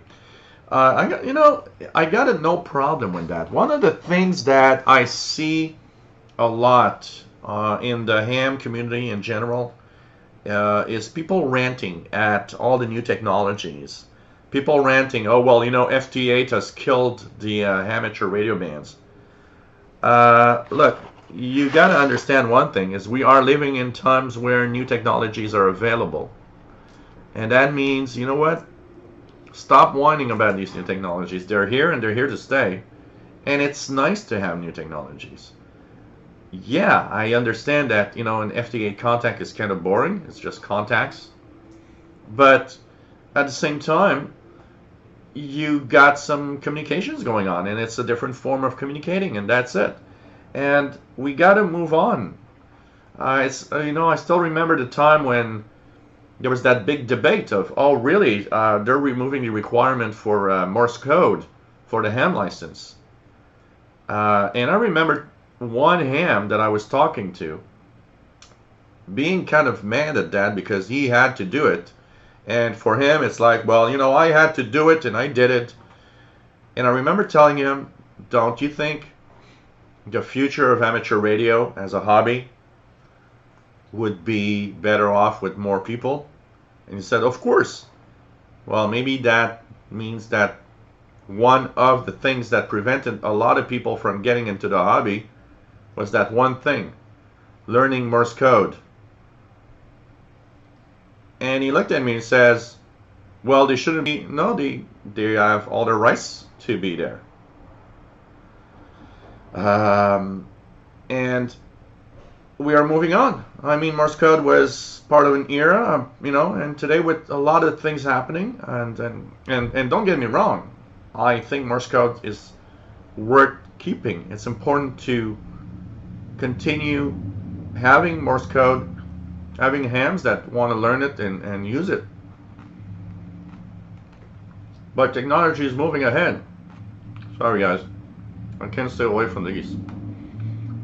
So what happens is technology moves on, and what we don't want to have in a hobby is being stagnant, being in the same way of doing things, the same way of always operating. We want to have new stuff. You know, when I see new modes like FT8, I remember being like, oh, I got to try that. I got to, you know, try decoding that. You know.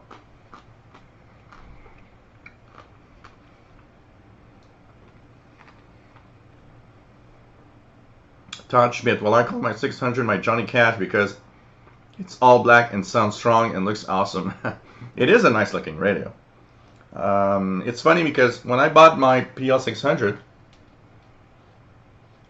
I bought it at the same time as a friend of mine that one day was telling me, you know, I'm looking at a, because he has one shortwave radio, which is the PL600. And I remember back then, he looked at me and said, what is a decent shortwave radio if I had to buy one at a decent price? And I said, well, PL600. And I remember the PL600 was about 80, 85 Canadian dollars back then. And I said, you know what? You want to buy one? I'm going to buy one too. And we both clicked that buy button at the same time. And we got it in the same week. Funniest part is he got it without anything else, without paying any you know, taxes. I got mine. I had to pay the Canadian sales tax on it, and it was like, okay, I have to pay taxes, and you didn't. That is weird. But I remember we spent a few days, you know, meeting up and tuning around, going to the park with our radios and tuning around the shortwave bands with it. He had the black one, and because he had the black one, I said, you know what, I'm going to be different. You purchase the black, I'm going to buy the silver. It's nice in silver, but I have to say that I found his black one more sexy. For some reason, the black one was better. But of course, then I bought the Texan PL680. And the 680 is black, so I kind of, and it looks very, very close to the same thing, so. Okay.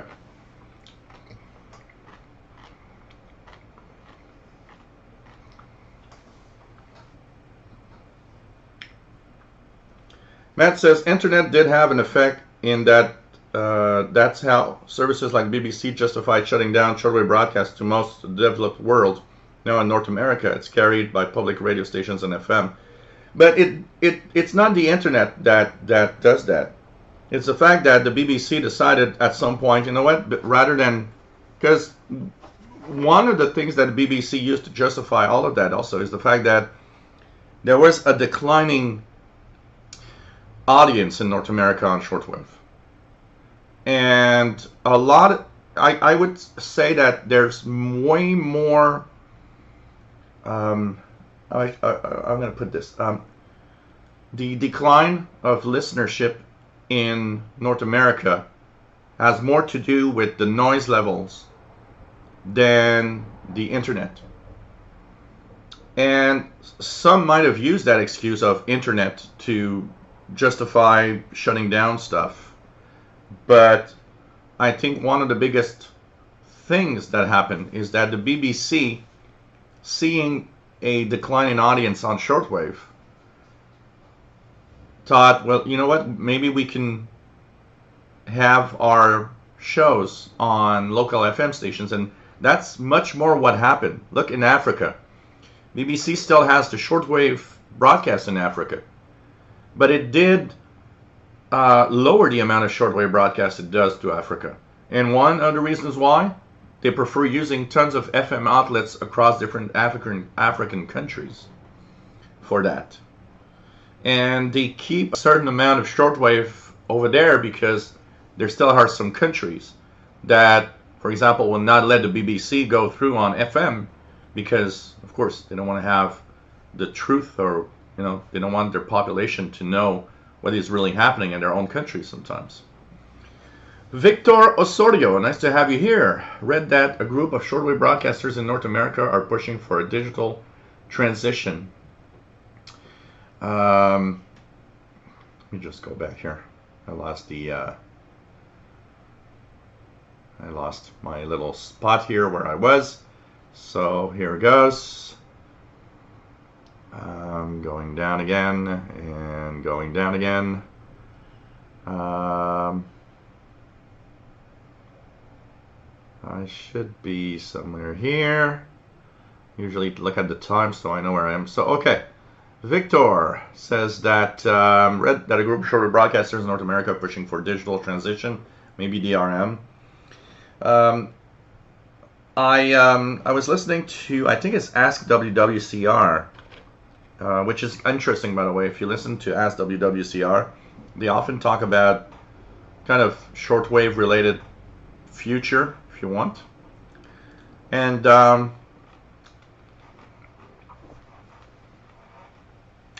sorry guys,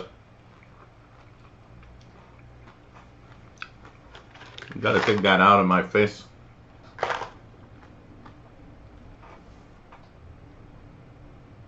It could be worse. It could be chips and it'd be cracking over the internet. Hey, William Helms in Florida. Nice to have you here. So, what happened is in one of the WWCR, Ask WWCR episodes, they talked about a DRM chip that would lower the price of radios with DRM capable capacities, and it's funny because they're still talking about DRM a lot. You know, DRM was there at the beginning. They thought that would save the world of shortwave. For some reason, it did not. It kind of faded out, and at some point I always thought, well, you know, it's the thing of the past. And it's interesting because it's kind of back again. The problem with DRM is that it's zero good on shortwave. Unless you've got a really clear signal, it's really, really bad, you know. So that's probably the one of the biggest problems is that DRM is not meant for shortwave, and it's not well. I do think DRM might have a future in local broadcasting, you know. But I don't know. I think they're going in the wrong direction, and that DRM consortium is really, really strong because I mean they are able to push DRM so much that I'm still amazed that we're still talking about DRM. And I mean, if you go on DRM, who listens to DRM broadcast? Almost no one. You know, people with their computers and really sophisticated equipment. Pretty much that's the only ones listening to DRM, honestly.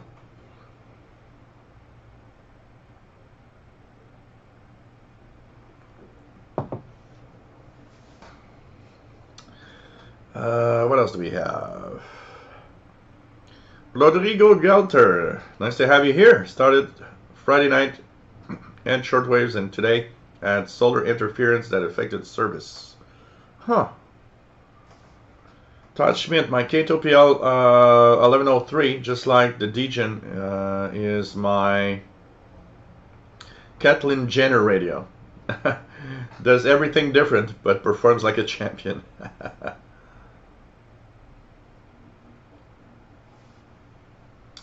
Yes, the XH data D808 still exists, absolutely. If I look at, let me just look at it here.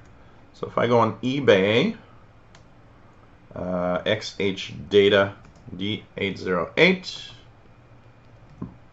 and on eBay I have several entries. The cheapest for me, oh, man, there's a few eBayers that are selling it at 290 Canadian dollars.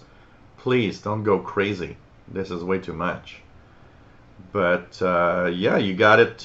There's tons of entries, but they're way too expensive. The cheapest one from China, 93 Canadian dollars plus $33 shipping, which goes to about 126. That means roughly 100 US dollars. There's one selling them from China. XH D808 portable. roughly 100 US dollars. Let's check Amazon. I don't remember if Amazon had one. XH Data D808. You can, no, it's not on Amazon. It's not on Amazon. But on eBay you can get it. There's tons of sellers, but be careful because, wow, tons of them are selling at more than $200 Canadian. That's way too expensive. It's a nice radio, but it's not worth $200. Wow. Todd Schmidt, I have the PLL version and it's amazing. Don't know how it compares to your version. Shell actually owns the original. I have the original, and I have to say that I don't know actually. So you say it's good, and you know what? I read tons of reviews that people say that the DSP version is not as good. So I don't know. I really don't know. A lot of people that have the original and the DSP say the DSP is not as good. So, but I don't own the DSP version, so I can't really compare myself. I have to rely on just what I see on the internet. Okay, but they're all over eBay, the XH Data, absolutely.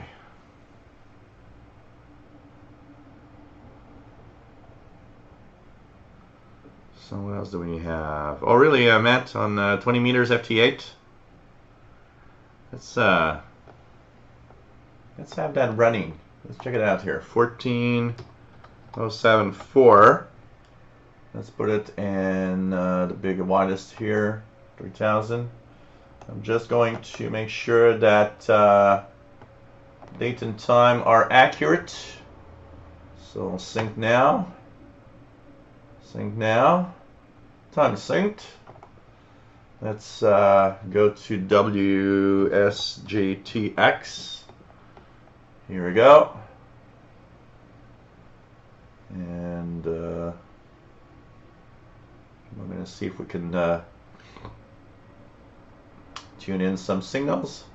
Well, this computer is slow. I need to change this computer for something a little more powerful. I was thinking of using my old laptop and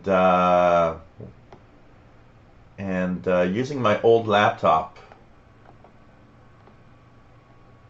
So let's put a little more volume here, and let's see what we can decode.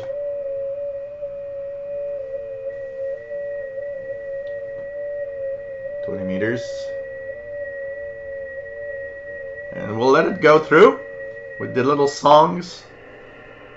Semi-decoding. So I just got EW8 W4SO. Sorry, it's kind of interesting. We'll see what happens here. Oh, I'm going to remove there's a filter I think here. Just remove the noise filter. Make sure that it's better. There we go. Let's see what we're going to get. Radioactive, speaking of digital modes on handbands, I have no problem with them including FT8. Whatever gets people excited about a hobby can be bad in my book. Exactly, that's what I think also.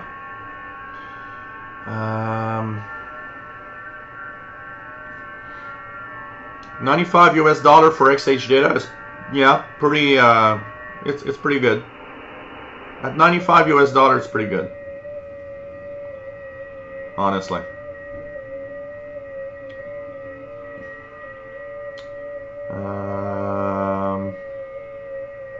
Yeah, two hands in our radio is also pretty good in the reviews too. Absolutely.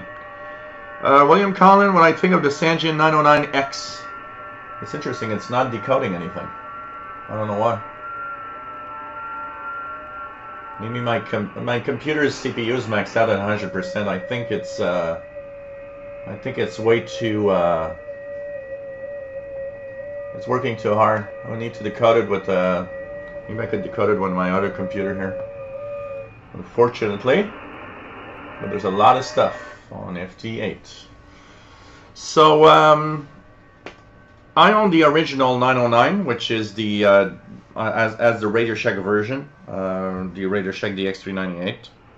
From what I read, is that the 909X the looks are revamped, the looks are better, but performance is pretty much the same, meaning that it's a little deaf. It's a little deaf, but when you put a long wire on it, it becomes a really nice radio.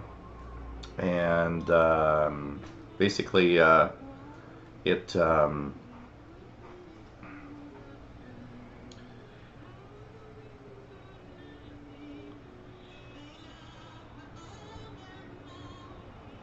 Dr. Sisop, nice to have you here. Wish they made a filter to eliminate router interference. Oh man, our technology today is just crazy.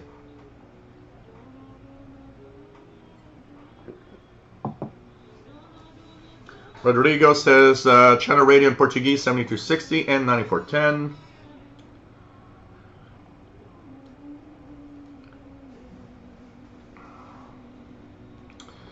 Yeah, Brexit, the big news over there. Absolutely. What else do we have? Hey, Fastload, nice to have you here.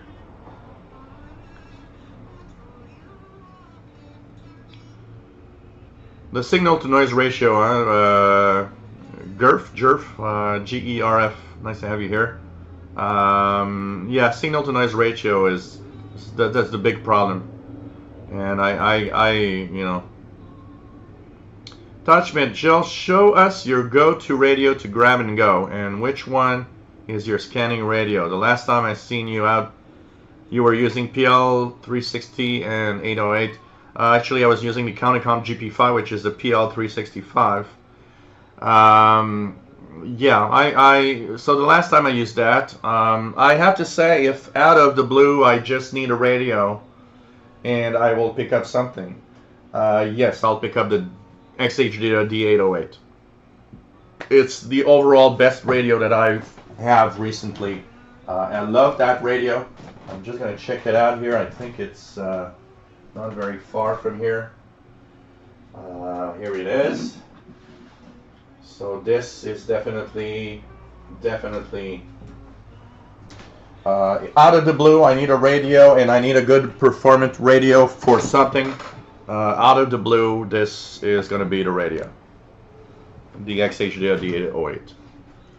And it's an amazing performer all around. The choice of filters. Brian Penny, that purchased this because of my recommendation, and he says, thank you so much, I'm having a lot of fun with it. It's an amazing radio, and I gotta say, this thing is really amazing, truly. Rights activist John Baez, Spain in English. Hey, let's try it on the XH data. Tour. Speaking to the audience that packed the Royal Opera House on July 28, 2019, John Baez told them that she had retired from touring in the United States a few years ago, and that now, with her European fairly well, so look at that. She was visibly retiring. This is using only telescopic antenna. Now into the concert, John Baez said, "This is my last concert of my last tour." And before beginning the next song of this or prior tour concert, she made herself and the audience comfortable, stripping off her shoes and standing barefoot on the stage of the airport. Madrid's Royal Opera House was completely full. Almost all the tickets had been sold, and some 1,750 people filled the theater. The concert, which lasted just under an hour and a half, consider there's a lot of noise in my office. This is pretty good. The very first self-titled album, released in 1960. Since then, she has released 24 studio albums, another 12 live albums. So this is definitely my... If I had to pick one radio, my first choice would be this one. But of course, I do have a lot of radios that would all be very good receivers to pick up if I would do some radio stuff. Hi Cholikov, nice to have you on board. Ivan, really nice to have you here.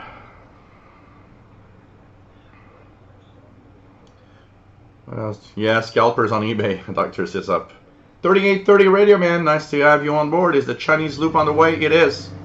It is. Who the hell is mowing the lawn? So, yes it is. It was shipped the next day that I ordered it this week, so I'm waiting for it to arrive. From what I've read, a lot of people say it's pretty fast in the shipping. So,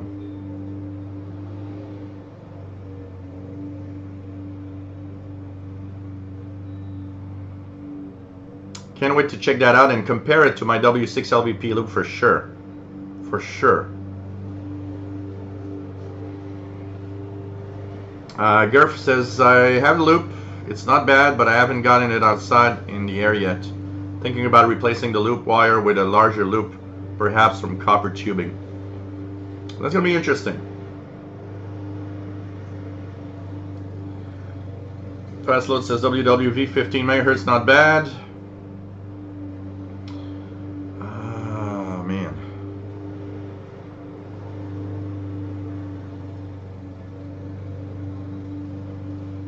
What do we have here? Todd Schmidt says, I have the same radio and Jill is dead on right about 398 Senjian 909, and I love the way mine looks so refined. Yeah, the looks have been improved totally. It looks really nice, but I think it performs pretty much like the original. A little deaf on the telescopic, but once you put a wire antenna on it, pretty surprising. Matt says, keep an eye for W0MDK, working a finished ham now. Cool.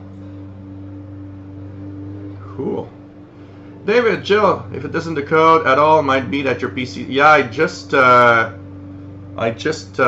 it out, but there's something more with that. On that PC here, I noticed that I almost never decode. FT8 never decodes well. So and it doesn't seem to be the time. That PC is really maxed out. If you know, you might not have seen it, but while WSJTX was running, my CPU usage on SDR Uno was maxed out at 100%. So it's like I'm asking the computer too much at the same time. But it decodes fine usually on my laptop, my old Toshiba laptop that I use for it, which really usually works great. Laird Nigel Lawrence, nice to have you here. G0MEJ from Northwest England. Nice to have you here, my friend. Ivan says, shall I run a bunch of head-to-head comparisons of the HR Spy, HF Plus, Discovery? They're all on YouTube. Cool, I'm going to check that out. And of course, check out Ivan's videos. Ham Radio Crash Course. Nice to have you on board. That's receiver. Is on my list to check out. Sounds like a winner. It is. It is.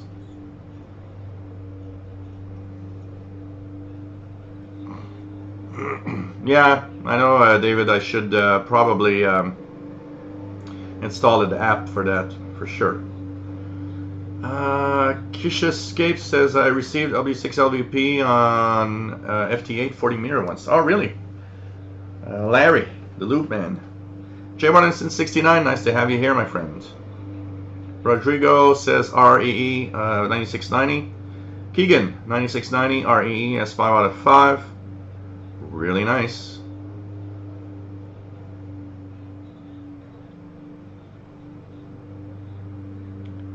Oh, Keisha Escape, you're gonna love the XH Data D808. It's an amazing radio. Fast Load says, Loves 9690 so strong and receive it without an antenna. Yeah, that Radio Exterior de España transmitter is great because, I mean, it's just so strong. Take care, Todd Schmidt, 73. Nice to have you on board.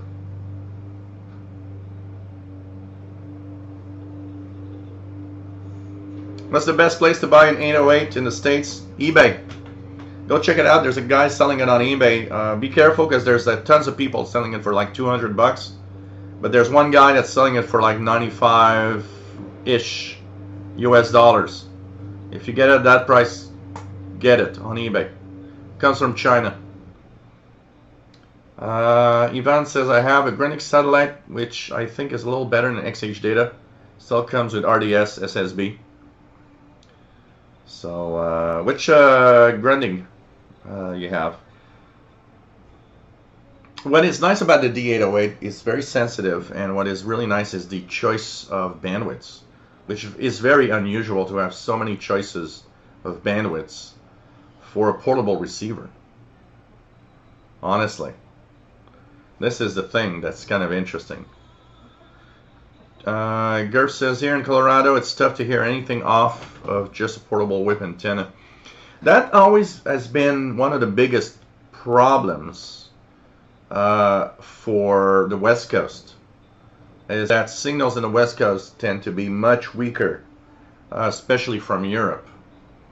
And that, you know, I remember in the 80s reading a column in a magazine or a club bulletin, and people saying how they have a hard time on the West Coast of North America. And remember, those were the days when there were tons of stations, but they were complaining about so many stations, so many weaker stations were so weak or difficult to hear from Europe, and you know, what was normal here and strong in the West Coast was almost impossible to receive. So it's pretty crazy. So you're watching the Shortwave show. Let's check out what's on the air.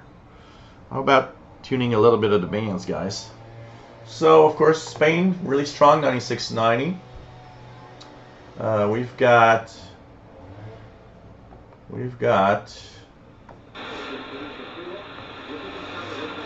so something on 96.40. Let's. I'm just gonna check the schedules here. We're also gonna check for pirate activity. It is Friday the 13th, full moon tonight, and let's check out what we can hear. 9640 is Radio Havana, Cuba. Let's check WRMI 93.95. Yellow Submarine on 93.95 by the Beatles.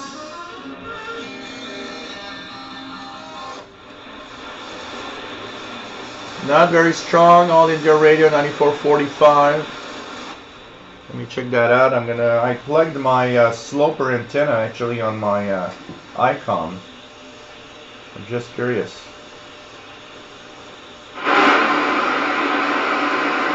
It's even worse. Even worse on the Icon. Let's go back down. Let's go down to 49. Let's go to the 40 meter band and see what we can hear, or if there's some stations. So WRMI 7780.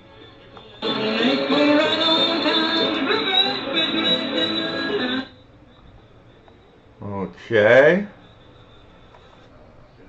Radio Marti on 7335.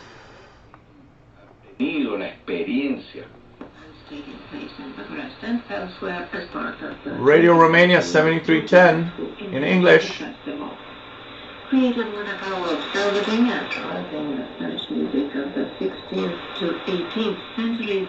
La grande casa de Madrid has been the Easter holiday celebration organized by the San Giacomo degli Spagnoli Church, entitled its The Feast of the Resurrection in Piazza Navona, and performed it on Thursday night as part of the By Midnight concert. 7210, I believe, is Channel Radio. Let's check out the hams here. 73.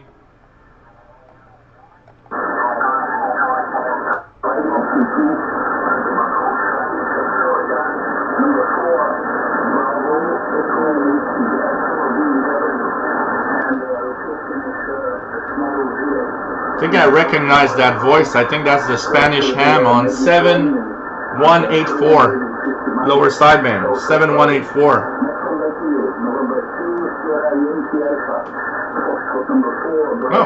the French station. Foxtrot 4, France on 7184. Foxtrot 4 station. It sounded almost the same voice as that Spanish guy I hear all the time.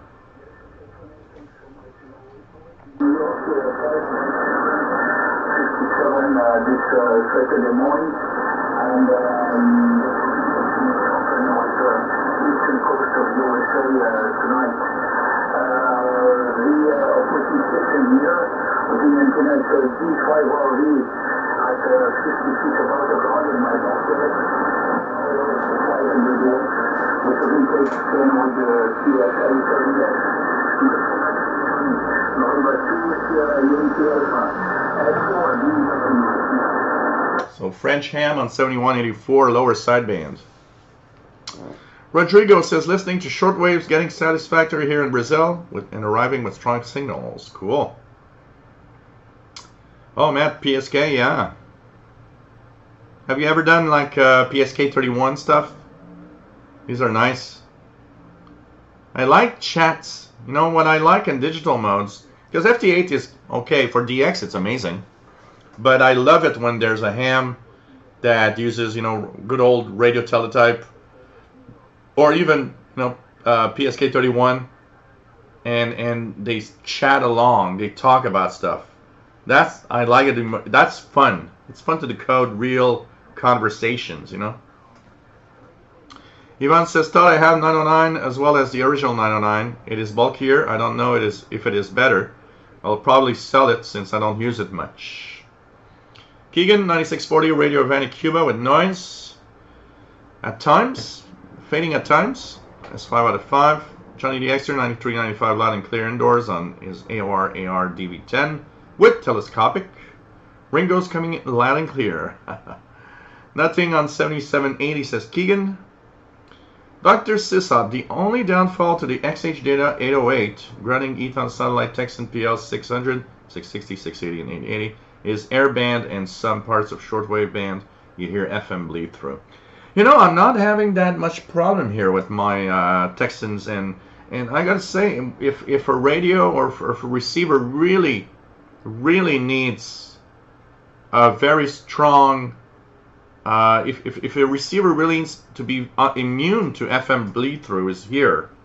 And I got some radios, for example, the Toshiba, the old Toshiba here. It has FM bleed through at so many frequency ranges here. And the XH Data does a little bit, but it's not as bad as some of the radios that I've owned over the time. Honestly, it isn't as bad.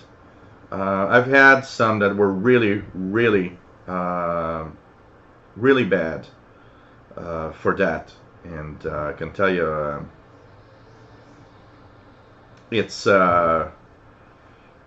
it could be worse. It could be worse, but yeah, unfortunately, the filtering might need to be a little better on shortwave to kind of remove that noise level from the FM bleed through. Keegan, 7385 nothing, 7310 nothing.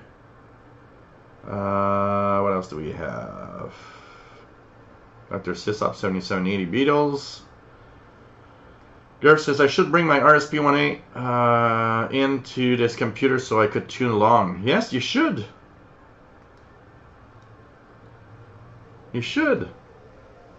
Todd, false alarm, I'm back. I was going to go to good old Walmart, but wife took my car. Oh ho!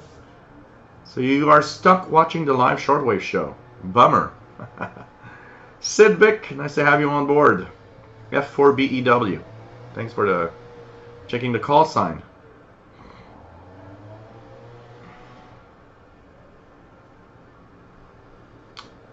I'll check it out, Todd, for sure. I'll check it out. Dr. Sisson 9395 jammed again. Dead carrier on AM sideband. I hear noise. Yeah, probably Cuba. Matt says never have done PSK 31. No, it's a lot of fun. It's a lot of fun. I know one thing is that when I get my ham license, I will want to try all those weird modes that nobody ever uses, because I want to, I want to try these modes. I want to do that. Take care, David. It's nice to have you on board. Anyone picking up WTWW 9475 West Side USA? I'm not getting anything this week. Kish Escape. Let's go to 9475. See if I hear it here on the east. You know what? It's not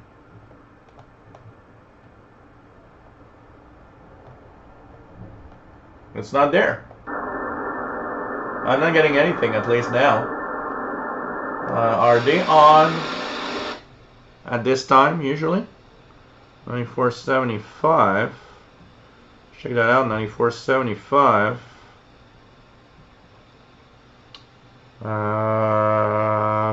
Yeah, they should be on. It's 14 to 0200. And usually I hear them almost all the time. There's nothing there. I'm not sure they are on, actually. I don't know if anybody can hear 9475, but I'm not hearing anything. Shortwave Pirates, anything else?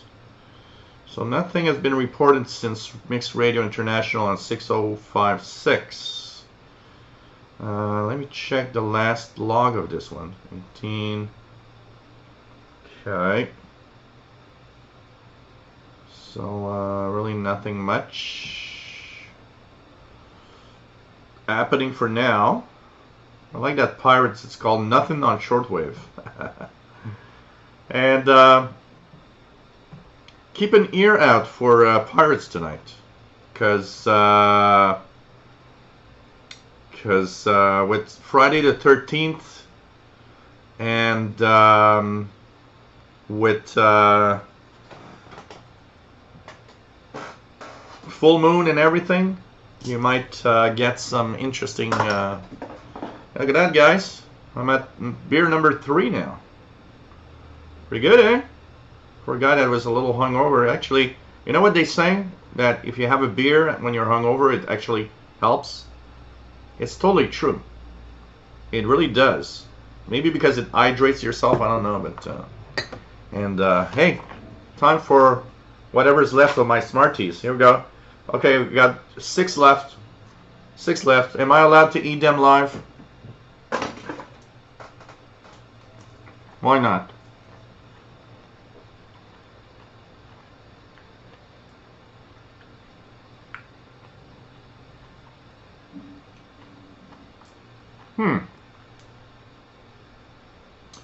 Oh, I love that GERF,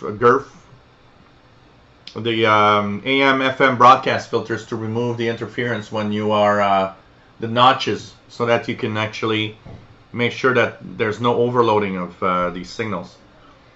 Love it too.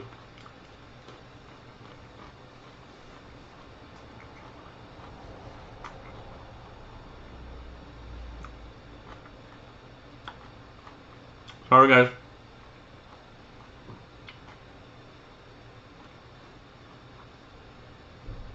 And beer number 3. That'll be a nice week. We did 3 hours on Wednesday, and we're 2 hours and 23 minutes right now here. I'll do a little self-promotion. If you like what I do, PayPal donations, paypal.me/shortwave, or PayPal donations can be sent to the Yahoo email that you see here. And if you enjoy our shows, and especially now that we have 2 shows a week, even more of Gilles and even more of Shortwave. If you enjoy what I do, we can help out. Patreon.com/radio and computers, where you can join in with computers with other 11 other patrons that are giving you a little something every month. You can set it up. So hope you enjoy what I do. If you do, please. I mean, I do spend a lot of money for better internet and equipment to have this show running. And if it's not for me, you know what? There's this cute little cat here. Look how innocent he is. Look at that. Poor little kitty. He needs food. He needs food. So if you enjoy what I do, please think about a little something. And thanks for your donations, guys. And it really helps out. And you don't have to give a lot, man. You don't have to give a lot. And thanks for those that have donated. Dr. Sisop, check 27185. 27185. Upper lower sideband.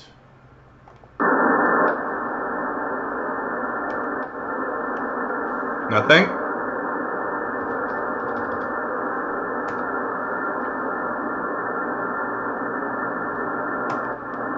$37,555, nothing? Nothing right now. Yvonne, I can frequently hear CHHA from Toronto, 1610 at night, coming down into Miami, 2,000 kilometers away. Oh, that's nice. That's nice. Oh, man. Lee Burkett, I will be taking my unit scanner for a ramble in the Weegel. I have tons of local frequencies now. Cool. Cool.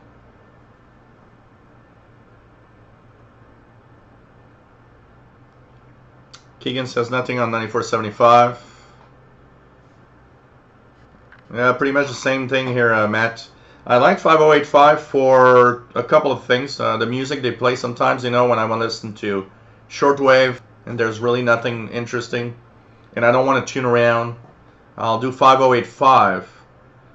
And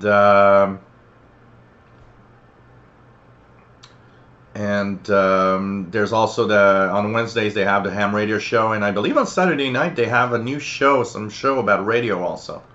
So that's the frequency I like, but honestly WTWW everywhere else is Jesus 24 hours, kind of, you know.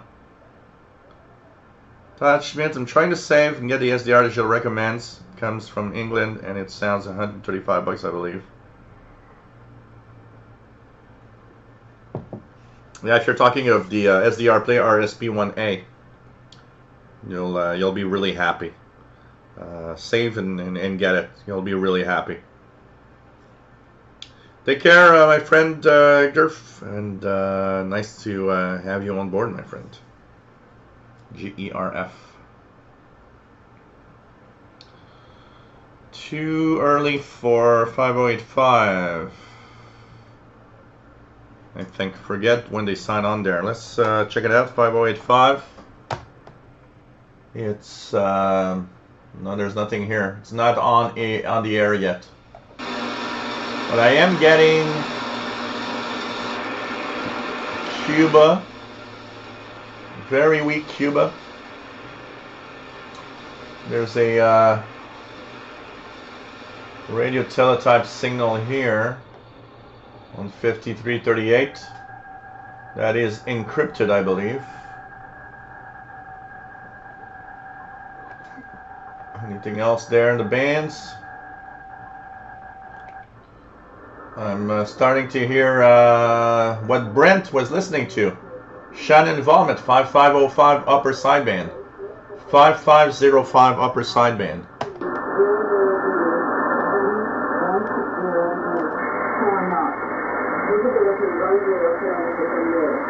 That's Shannon Vomit in Ireland.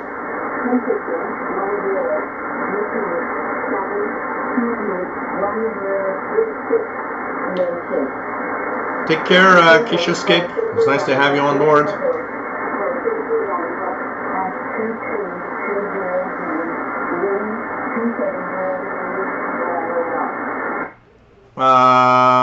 Todd Schmidt, I'm running SDR Uno. And I gotta say, I'm in love with that software. It's great, great, great for running an SDR. What else do we have? Dr. Sisop, Radio Vanna will be jammed with Fire Drake tonight. That'd be funny. That would be kind of funny, honestly.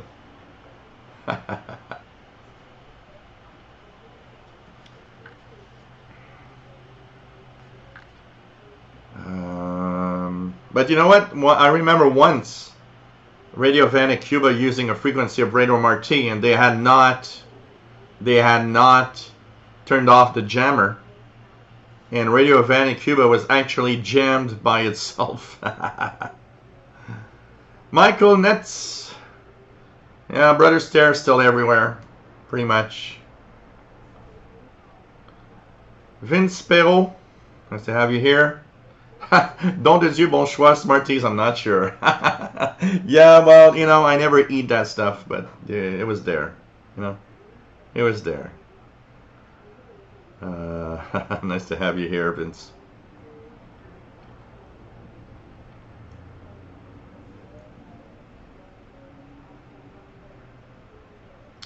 What else do we have? Yeah, dreaming about DX.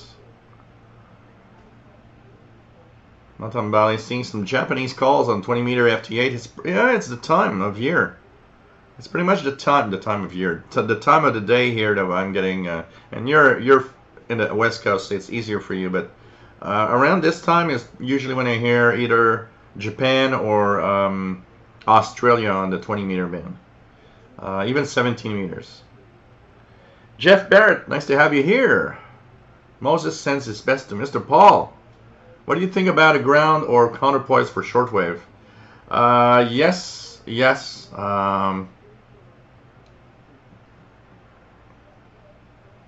It can sometimes be of great help. It depends on the setup.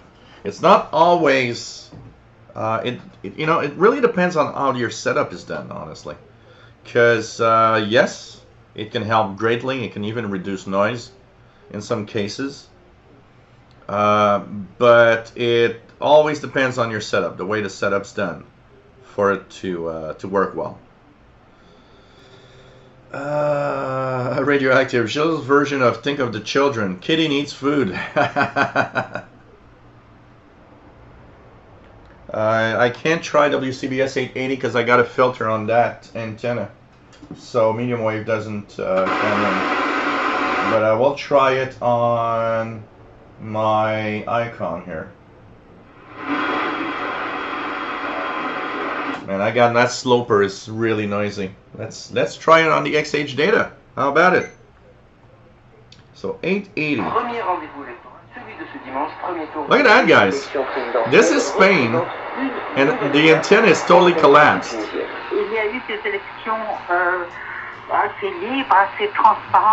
Now that's crazy. Isn't that signal great? I don't even have the telescopic antenna open, and Spain is actually coming in French right now.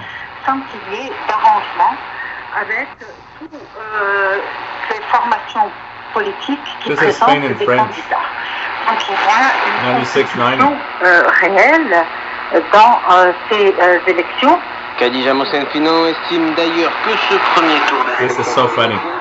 The antenna is totally collapsed. That is what we call a strong station. So let's try the medium wave. And go to 880.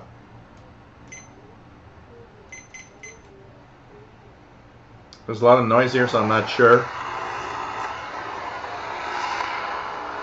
No, nothing.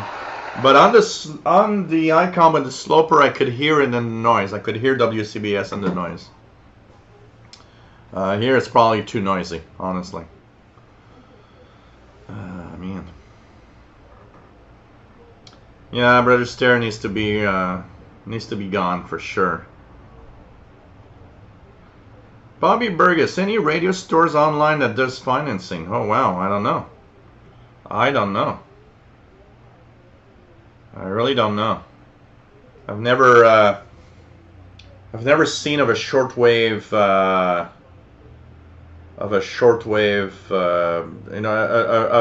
a store selling shortwave stuff that does financing, honestly. Take care, Todd Schmidt. It was nice to have you on board. David Hill, nice to have you here. 73 KA9 GMU. Nice to have you here, my friend David.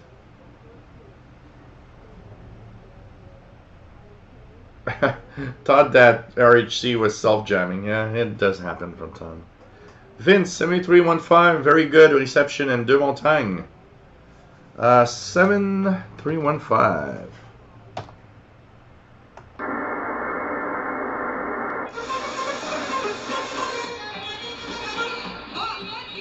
Are you sure you're not tuning 7310? I think you're on 7310, Vince. And 7310 is Romania, I do believe. 7310. What radio are you using, Vince? Radio Romania in English from 2223 UT. And so that's Radio Romania, and it's 7310. This is a transmission to Western Europe, but signal's pretty good. Try 9690 for Spain and French, Vince. Donc tous les calculs, les arrangements entre les différentes factions politiques, tout cela n'est plus de mise. Difficile dans ce contexte de faire un pronostic de ce qui va se passer ce dimanche, d'autant plus que les sondages sont interdits en Tunisie depuis la mi-juillet. Ce qui est sûr, c'est qu'il paraît improbable qu'un candidat obtienne la majorité absolue dès le premier tour, et on devrait, selon toute vraisemblance, avoir droit à un second tour entre les deux candidats les plus votés. Parmi ceux qui sont les plus souvent cités pour atteindre ce second tour, on retrouve le Premier ministre sortant, Youssef Chahed, l'ancien président, Monsef Marzouki, l'ancien ministre de la Défense, Abdelkrim Zbidi, ou encore... By the way, Vince, I'm in Quartier Rosemont, in Montréal. So, tu dois sûrement savoir où est le Quartier Rosemont. So, okay. What else do we have? Ivan, I hear Cuban mini frequencies in Florida. They always have problems crossing feed lines to transmitters. Many of their FM frequencies are mono because old transmission links to the studio sites. Wow. Yeah. David Green, Radio Havana, Cuba, Team Sound. Team sounds like Walt Disney team to me. Yeah, they don't register. You know, I never understood that. Why don't they register? And that has been, you know, I ranted so many times. I remember ranting on one of, on Glenn Hauser's DXLD group many years ago. I remember that All India Radio was using at one point 11670, and it was amazing signal here. I could listen to the English language broadcast from India really well. And one day, I tuned, and it's Spanish, and it's Cuba. They're on 11670. They decided, let's go to 11670. And I could hear India in the background, but they were totally overwhelmed on the frequency. And I remember ranting because Cuba does not go to the HFCC. So every year, for those that don't know, stations on shortwave don't just go on, I want to be that frequency and that's it. Stations go through a process. They will actually send their frequencies that they want to use to the HFCC. The HFCC will look at that and they will tell them, oh, okay, there's a problem. That time and frequency is already used. You'll need to choose another frequency for the broadcast. And that's how there's a certain order in the shortwave spectrum, because all the stations participate and understand that they're trying not to interfere. Now, sometimes they do, but without wanting to interfere. And that happens when, say, a broadcaster is sending a program to, I don't know, say that Radio Romania is sending a program to Africa on a frequency, and another station is sending a program on the same frequency to North America. You might say, well, it's okay, it's two different target areas, and often that's the way they will think. The problem with shortwave is that sometimes it plays tricks on you. And what you'll see is that you'll simply have an interference, which is not something that they wanted, but it exists. But Radio Havana Cuba does not go to the HFCC. Radio Havana Cuba just decides, okay, starting Monday we're going to be on 11800 from that time to that time. And they don't care, they don't listen, they don't even want to know if somebody's on the frequency. And that I have a hard time. I mean, Cuba could participate in the HFCC. I'm sorry, they could send their frequencies and say, look, were planning on using this frequency, is it okay? Honestly, they could do that, but they don't do it. And that is something that I kind of rant about a little bit. Randy in Riverside, California, KN6BZJ, nice to have you here. Joe Sabourin, take care, have a great barbecue. Sounds good, I can spell it from here. Bonne soirée, Joe Sabourin. Dr. Sisop says Spain coming in here, but not as good as you. PageMaster just recorded the English service of Radio Exterior España. Cool. Vince, PL600, and yes, signal better on 7310. Yeah, and on the PL600, make sure that sometimes if you use the wide, because you can change wide and narrow filters, make sure that you, when you tune around to find a signal, choose the narrow filter. It will help you pin down the frequency better. Dr. Sisop can hear now a little of WRMI 93.95. Vince, il a déjà habité Rosemont. Cool. Jerry K, nice to have you on board from North Carolina. What are we drinking tonight? It's Don de Dieu, which is Unibo beer. 9%, and I'm at number 3 right now, so I'm a little tipsy.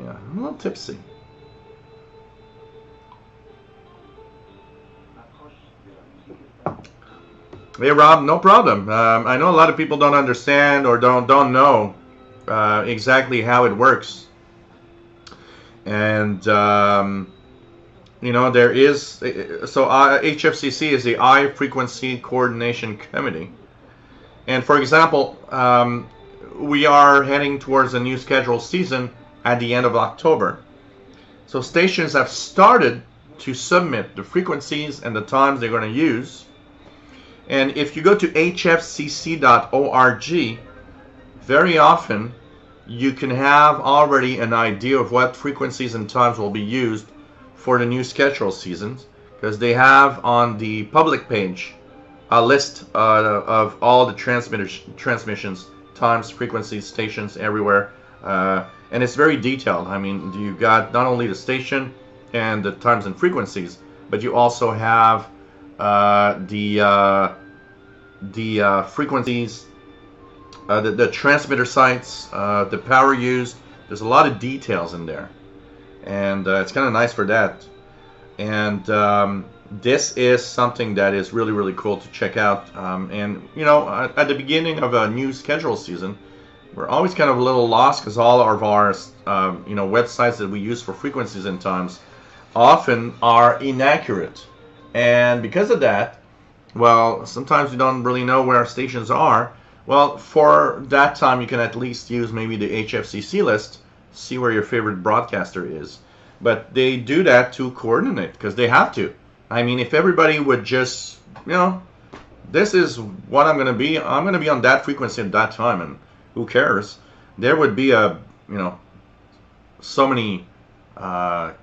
much clashing. And you know what I find funny about Cuba is they don't participate. But the worst part of it is, back in the 80s, even the Eastern Bloc countries, even Radio Moscow, even the USSR back then, were submitting frequencies so that they know where and when they're going to transmit. But Cuba has always been, nope, I'm not going to do that. I'm not sending out my frequencies. Who cares? It's just crazy.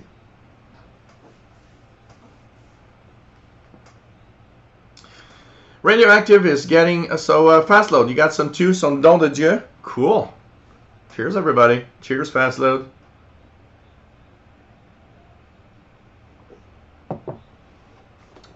Radioactive, Radio New Zealand on 11725, very weak in Oregon. Oh, interesting. Let's try it, just see if I hear anything or I see anything. I don't usually hear it at this time. And now that we're getting close to the equinox, 13840 at night is not making it anymore. It was my summer frequency, but now it's just...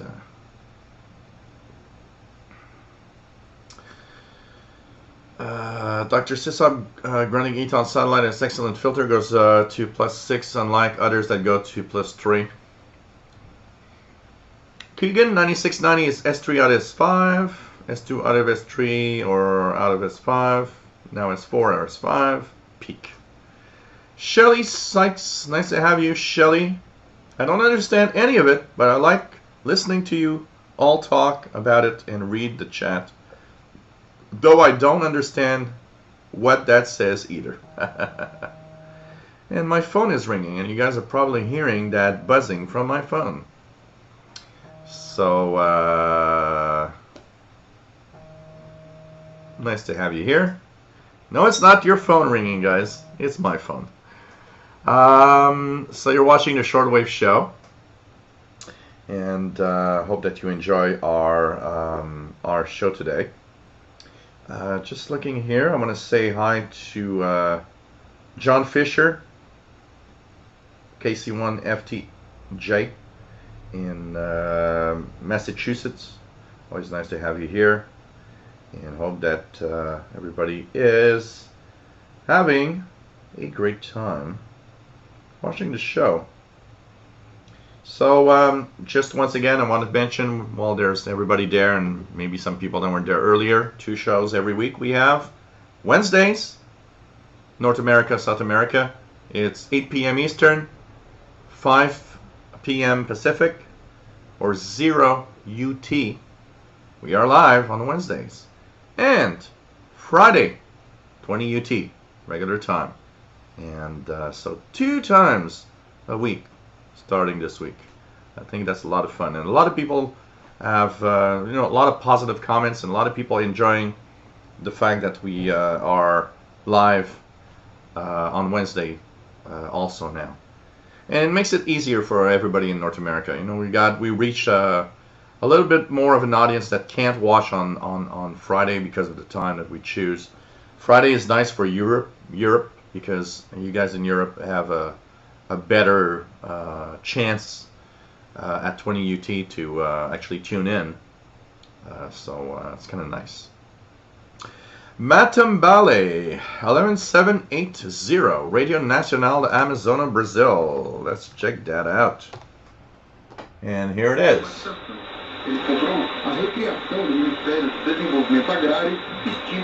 Not bad. É verdade que não só depois vive o ser humano, mas ele precisa se alimentar. Antes de mais nada, Brazil 11780 in Portuguese. Not in Brazilian. I saw somebody post the other day, and I always get a good laugh at this. Somebody posted the other day, oh, I heard Radio Nacional Amazonian Brazilian. Brazilian is Portuguese. Robert Babcock, nice to have you on board. No need to be sorry when you're late. W0RAB in Connecticut, nice to have you here. Jerry K, if you're enjoying the show, please hit the like button. Yes, please do. Dr. Sisop is Brazilian. It's always funny when I see that, like Brazilian. Portuguese, you mean? It's just funny. Keegan 11780 S2 out of S5. You guys on the West Coast are starting slowly to get those signals. That's what's fun with the Wednesday show. The Wednesday show actually is fun for that because everybody in North America, we are getting kind of closer to the same reception, pretty much. 11850 is 11850. What's 11850? That's Radio Havana, Cuba, I think. 11850. Yeah, Radio Havana, Cuba. Not bad reception. 11850 in Spanish.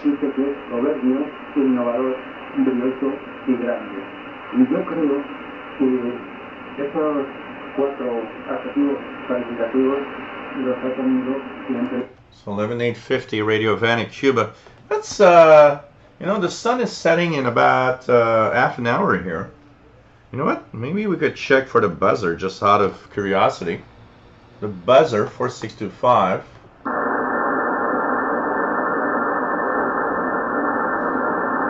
Nothing for the buzzer. Let's check out what we have here on the signals. 4 megahertz signals. So there's Stanag,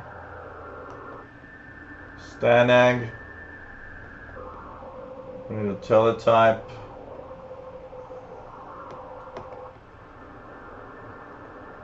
We've got Kodar. If you guys hear the chirps, I'm on 4570.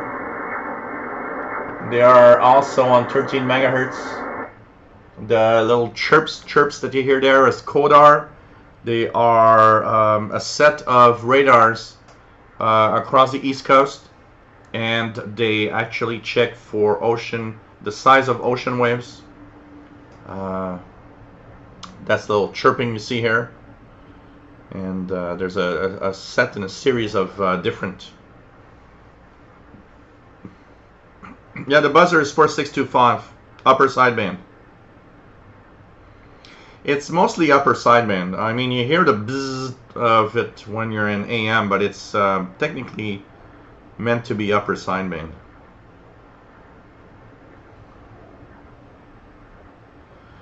Jack Avelar, nice to have you here, Jack. Just posted VOA Studio 7 will have a special shortwave transmission covering the funeral of former President Mugabe on 14th and 15th September as follows.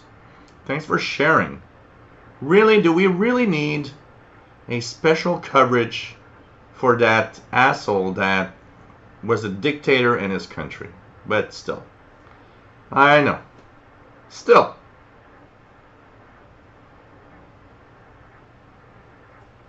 Radioactive Kodar. Now Gilles video will be dominant. You know, I find it so funny that sometimes I post. You know what? 2-3 weeks ago, I posted a video with a digital signal, and you know what? It was I got hit by a copyright claim. And I was like, a copyright claim for radio teletype from some obscure weird group. And I actually complained, and I said, no, I'm sorry. It's it can be. Nobody owns that sound. And finally, they actually came back and said, no, we are claiming copyright. So I said, okay, you want to have the money? You're not going to have it. And I deleted the video about half an hour after I posted. And I was like, no, I'm not having monetization because of that. You're not going to get it. I'll just remove the video. Like, you know, I was like, what? Really? So many times you have to, you know. I remember being hit by a copyright claim for CHU time signal. The best was when I actually put the number station, the Lincolnshire Poacher, and somebody came and said, oh, copyright claim. Nobody owns the Lincolnshire Poacher number station. You cannot claim copyright. I'm sorry. And I hit back and I said, nope, I do not accept the copyright claim. And they just backed off and they said, okay, it's fine, it's yours. Come on. A number station, it's not yours. Okay, if the CIA comes back to me and says, we own that. Okay, maybe. I'll back off. No problem. But, you know, some obscure group or some guy's going to say, hey, I own the copyright to... No, you don't. A number station? Please. Come on. And that's one of the biggest problems on YouTube. There are groups that actually feed on copyright claims. I was reading the other day that there's a group that what they do is they go around and they claim copyright on things that are weird and absurd and different videos. as if it was theirs. And apparently they are making money because a lot of the content creators, when they're small, they don't complain. They don't hit back. You know, I'm at the level where I do hit back. You know, I mean, you have a copyright claim and you got a problem with me. Yeah, let's go. We're gonna go for it. I'm gonna go for it. Okay, this is my job, so let's go for it. And 99% of the time they back off because they like, oh, okay, you're well, it's yours. But unfortunately, there's a lot of these scams going on YouTube of groups that the only thing they want is copyright. Because when they actually claim copyright on something, the monetization of your content goes to them. So if somebody says copyright claim on Chirps of Kodar, that means that the video, the live show I just did here, all the money that's generated around it with ads goes to somebody else. And I'm not an easygoing guy with that. So there are two things that I do usually is, if you hit me with a copyright claim, I'll hit back with, nope, I do not agree, and you cannot claim copyright.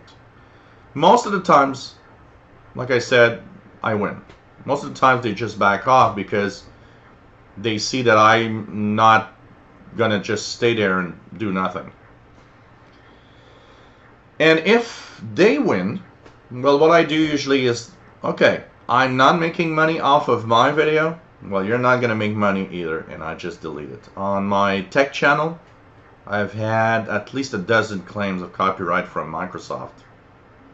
And what I do usually is, I'm not going to make money out of this. Microsoft is certainly not going to make money off of my video. And I just delete them. It's like, nope, no one's making money. Bye. But it's crazy how the way that it works sometimes. It's really crazy.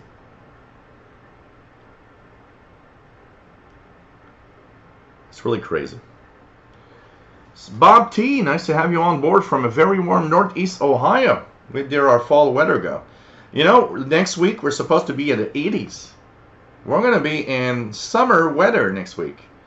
And when I saw that it's going to be in the 80s next week, I thought Perry Island DX for late September is going to be perfect. So next week, expect to have a day of Perry Island DX, because with 80-degree weather, I will be there.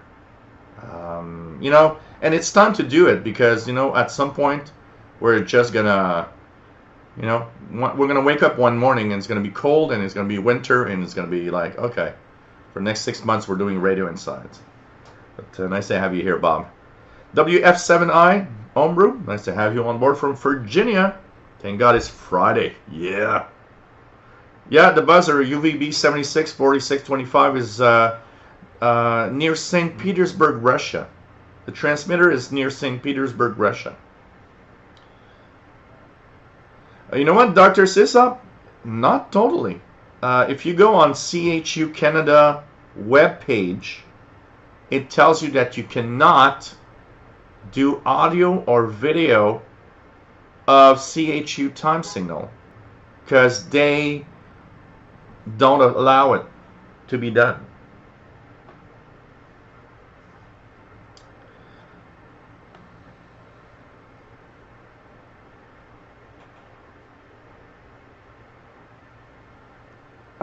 Yeah, Keegan, do the please post the recordings on YouTube. Pagemaster, if they care so much about copyright claims, then do not post no more music videos, TV series episodes, and movies. Yeah, Butterbean, nice to have you on board from Georgia. Vince, 7240 lower sideband, last Sunday, 1745, some air traffic control maybe in Ohio. Was able to ID aircraft, but not transmitter or tower. Any info on this? It shouldn't have been a 7240, because there's no air traffic stuff on 7240. You're in 7240, and the fact that you're using lower sideband, you were probably listening to amateur radio operators. If you want to listen to air traffic control, right now, for example, 5616 should be one of the frequencies in upper sideband. Here we go.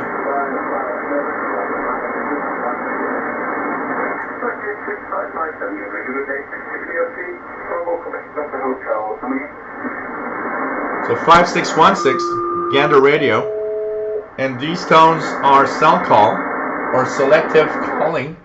So with these tones, they can actually activate the radio of an onboard airplane over the Atlantic Ocean. So this is one of the routes of the North Atlantic Ocean, 5616.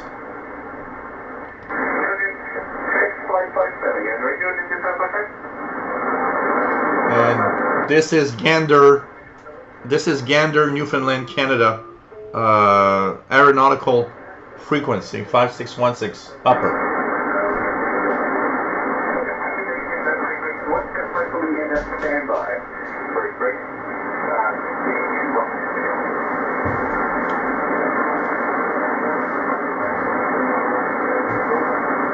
And there's 5550. This is, I believe, New York ATC. Signet Echo 20 if you need a copy.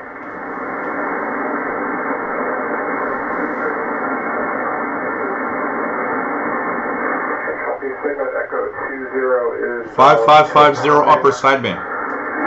You should be able, Vince, to hear that with your texting.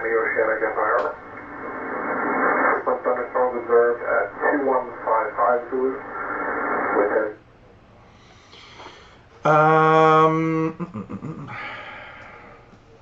Shelly, don't they have to prove copyright ownership in court? So, okay, you know what, Shelly, what happens with YouTube is that the first thing that happens, so when you do a video, they ask you to sign every video you post. You have technically signed an agreement that your video does not contain copyrighted material at all. But when you post it online, and that's the thing. For example, when I do YouTube videos on Windows, the Windows logo, the Windows, even the interface on the screen here, that's all copyrighted. Microsoft owns the rights to the look of Windows.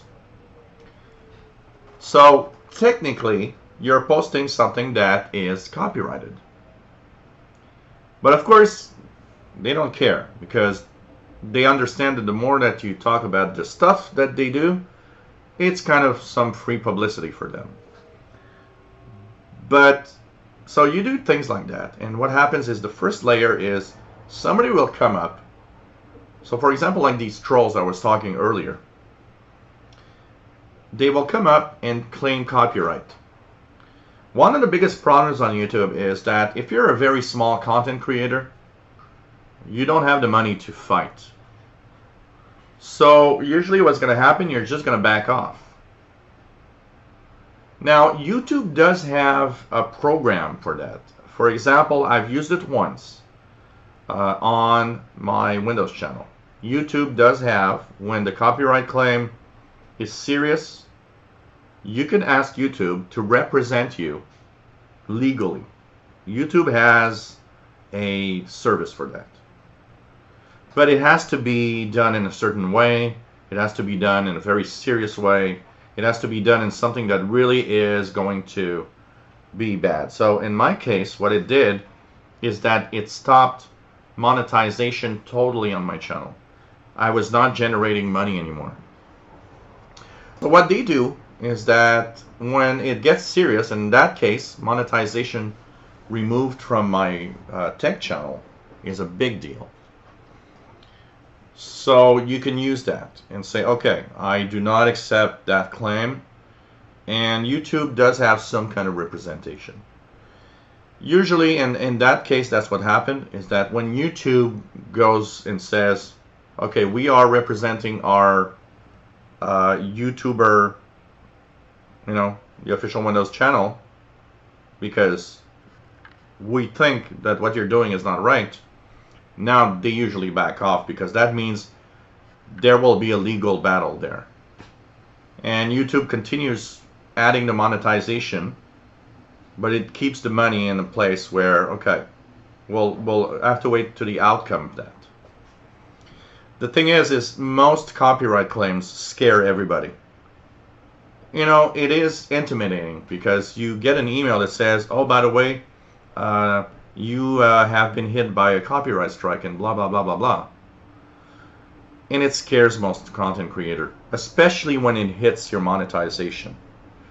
When you are demonetized of everything because one claim was really, really strong, really big. Because it has to be big. You know, most claims are just on one video, and they say, look, you got a copyright claim on that video. Money's going to somebody else. Most of the time, that's what happens. Example, if I would play a song here, because a radio station plays a song, and it happened a few times while I was doing the show, what I will have is tomorrow morning I'll wake up and it's going to say, oh, by the way, your live show of yesterday is not monetized because there's a copyright claim by, you know, one of the big majors company. And it's like, okay, but YouTube gives you tools. It tells you, you know, you can just remove that snippet of song. That's usually what I do. A few times that it happened here, what I would do is, okay, I'll remove the snippet there. We'll remove that. We'll remove that 30 seconds of whatever. So, for example, there was a Beatles song earlier, and if you noticed, I didn't stay very long on it because if it's less than 15 seconds, there will not be a copyright infringement problem. Usually, less than 10 or 15 seconds, they don't do anything. If I would have let Yellow Submarine play more than 15 seconds, I would have gotten hit tomorrow by a copyright claim for the Beatles songs. So they would have said, okay, you're not monetized. And I would simply go to the tools that you have on the creators with YouTube, Creator Studio. And I would remove that 30 seconds or 15 seconds of that Beatles song. And monetization would come back. But in some cases, there are some people out there that just want to try to make money off of other people's videos. And that is a very big problem on YouTube, actually. A lot of what's happening is they're trying to make money off of other people's back. So they'll look at videos and they'll hit you with copyright claims. And I've noticed one thing over the years. I was hit with fake copyright claims a lot more at the beginning. Probably because I was a new YouTuber and I was backing off easily because I was just, you know, you're trying to build yourself on YouTube. And what happens is that you get hit by these copyright claims all the time. You're scared because you're working hard to create something. And here you got that copyright shit all the time. So you back off because you want to continue doing what you do, and instead of fighting or getting back, you just like, okay, I'll remove the video and I'll do something else. But you get to a point where you look at it and you're like, okay, I got enough of that now. And I'm there now. When somebody hits me with a copyright strike, that's not the way it's going to happen, okay? I have enough experience now of YouTube that you hit me with a copyright claim, I'm going to hit you back. And I'm not going to let it go. Now I'm, you know, because I've matured enough in my YouTube stuff to understand a little more of how it works and everything. But it's super intimidating for most people. And I totally understand it. And the wording and the way that things are done makes it intimidating. You know, the first one that you get, the first email you get that's like, oh, you've been hit by a copyright strike, by the way. You know, a real big copyright strike, it's even worse. For example, if here a major company would be mad at me, the copyright claim they would do would actually make it impossible for me to do live shows for 3 months if they would hit hard. It happened once on my tech channel where for 3 months I couldn't do live shows. I couldn't post videos more than 10 minutes or something like that. It was nuts. But, you know, It's a complex world, and it's very international. It's very international. Makes it very, very difficult.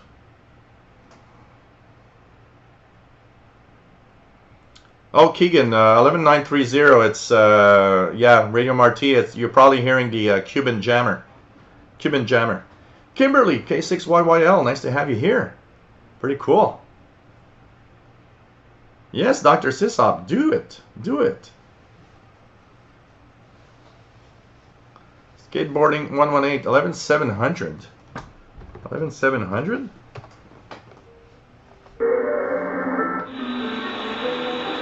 No, this is Radio Havana, Cuba, I think. 11700. It's not Radio Marti. You're listening to Radio Havana, Cuba. Yep, Radio Havana, Cuba. Up to 0-100 UT. That's what you're listening to. Well, actually up to 0-5 UT. It's Radio Havana, Cuba you're listening to. Not Radio Marti, my friend.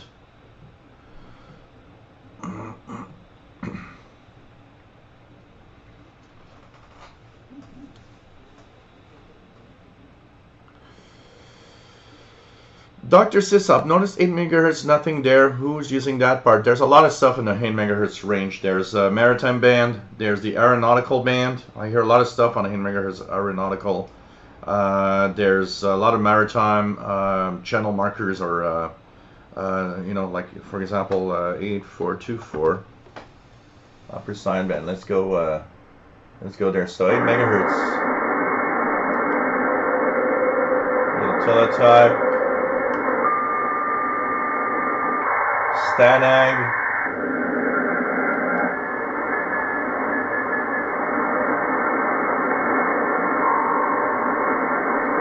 So here's a channel marker.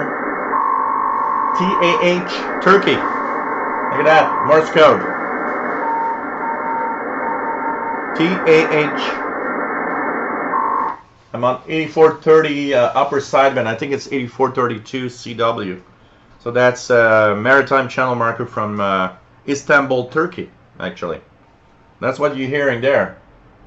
So that's TAH. Let me put myself in CW.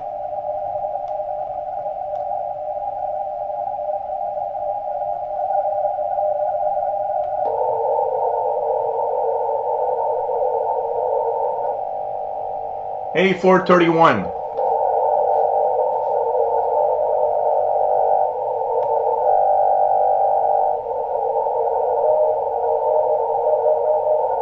TAH is a station. So that's Istanbul, Turkey. So there's a lot of stuff there. Listen regularly. You'll be surprised what you can hear.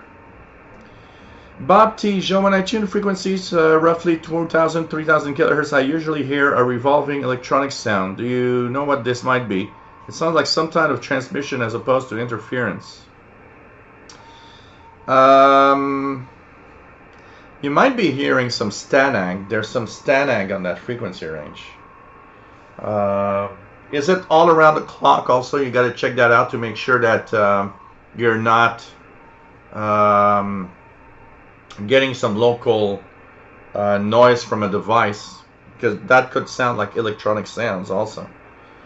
But maybe you're hearing stanag. That's possible. There's some radio teletype also there. Be interesting to hear what you are actually listening to. WF7I for fall is great for DX expeditions. Summits are great for operating from. Absolutely. Radioactive has San Francisco air traffic 11282. Casper Peterson, nice to have you here. Yes, I know. I do promote them. In reality, that's what I do. I promote the stuff there. Fast load 5550, very strong. Vince Sparrow, hear it good. Cool. Dr. Sisop says aircraft can broadcast there. I thought they were on 117, 136 AM. Well, that's okay. The 117 to 130, 118 to 136 megahertz is the local VHF frequencies for aeronautical stuff. Dr. Sisop. So if you have an airport near you, you will hear communications in the VHF range, in that frequency range. But once planes are above the ocean, for example, in the middle of the Atlantic Ocean, they need to communicate somehow. And VHF is of no use because of the curvature of the Earth.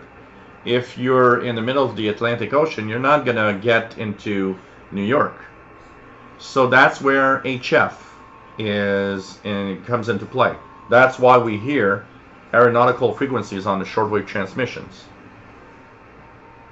Now be happy, because in the next few years that is going to be fading out. They're going to use more satellite transmissions instead.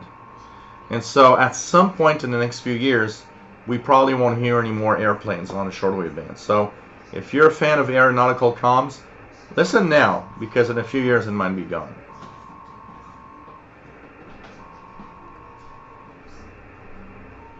Yes, absolutely. And we were talking about that to Dr. Sisop, actually. Me and Sheldon on the International Radio Report last Sunday. How they could be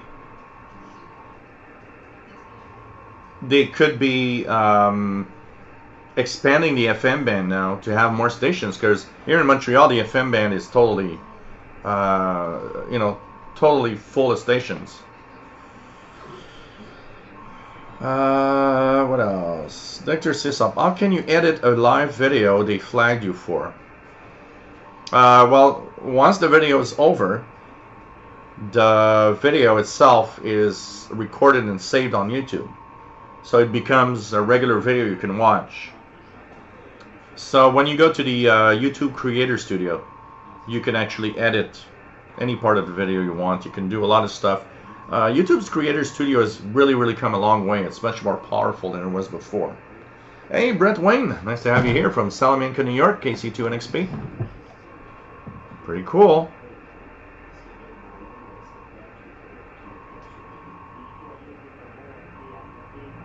Skateboard 118, getting in Vancouver. Why is it that airplanes sometimes use HF SSB to communicate versus airband? Well, that's for the distance. Once you're in the middle of the ocean, you have no choice. Radioactive. Gilles, if I understand this correctly, if the copyrighted is under a certain length, then fair use laws applies, correct? Or is it just in the US? It's for everywhere. So there is something called fair use on YouTube. You can do something. So for example, that Beatles song earlier, you guys heard it. That is fair use. It was 10 seconds in length, so I was not posting a video of the actual song. It's part of my own stuff. Another example, I do a tech news bulletin. I use pictures of people, of logos, of different things that have to do with the news items that I talk about.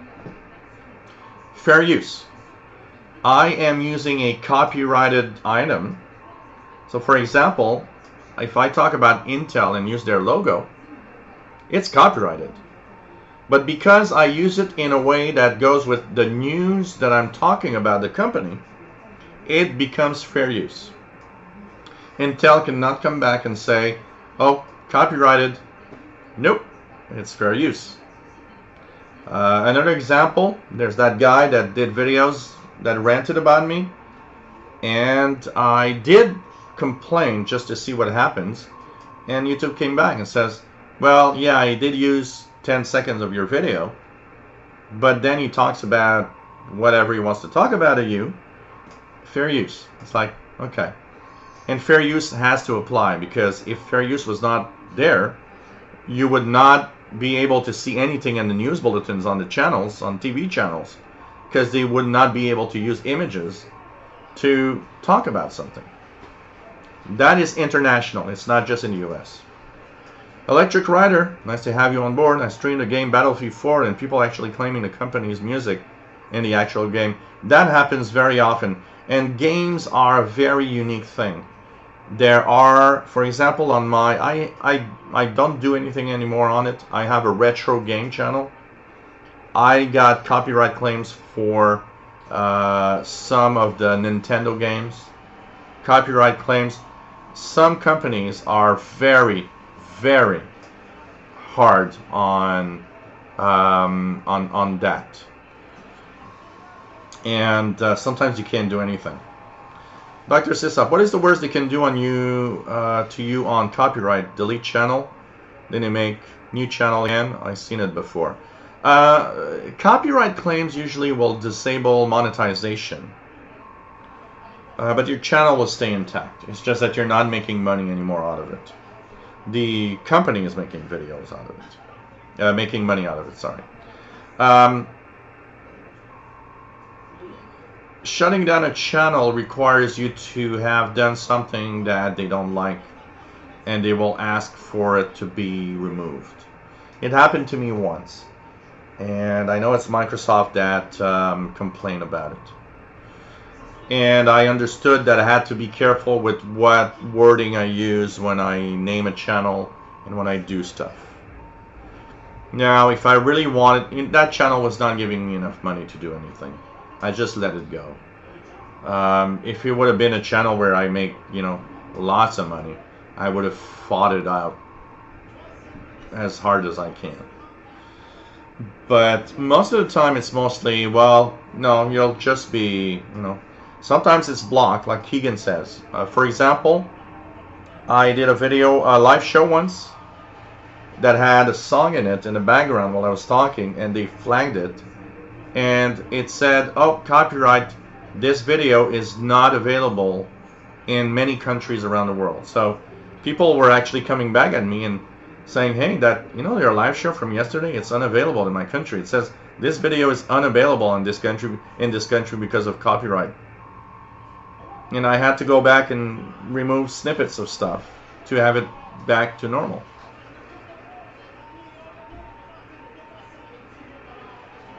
Pirate on 6880, 6880.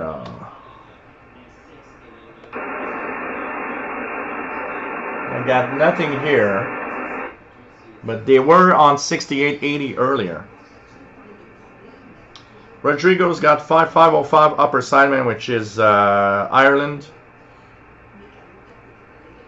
Dr. Sisop, if YouTube shuts channel down, they make new channel. I've seen this on. Yeah, it happens sometimes. Some people will go that, and Jay Watterson 69 Jill stream reminds me of Dr. Dementor show, loosely anyway. Oh man. PageMaster, everyone here should get Broad and Schwartz worldwide spectrum allocation chart. It has everything about all radio frequencies. Very large poster for your wall. Oh, that's a good idea. That's a good idea. Pretty good idea.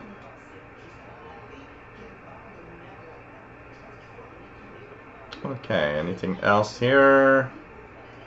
Shady Pyro 9955, jammed by Advantage Jammer. That one is a harder one because it broadcasts south, usually. Bob Tijel, I am hearing right now 2240 to 2365. 2300. So it's a wideband thing. It's very wide, 2240, 2365. You're probably getting some.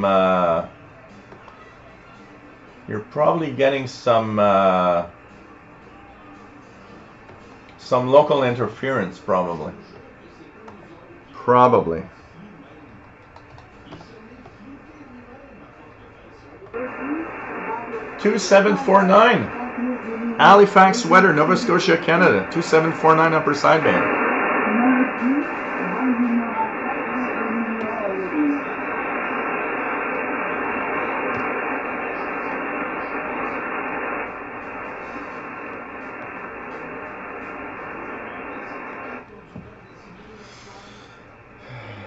What else do we have?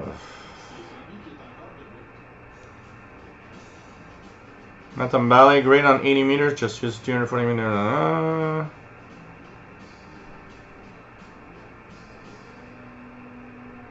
Yeah, VPNs. Vince Bale, about 7240 air traffic. I can confirm by communication it was air traffic. I have a partial tower ID.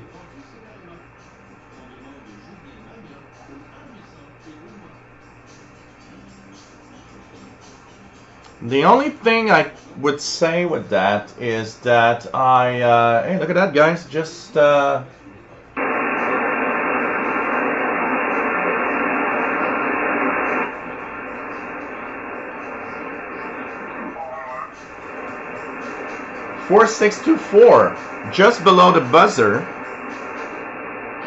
There's somebody talking.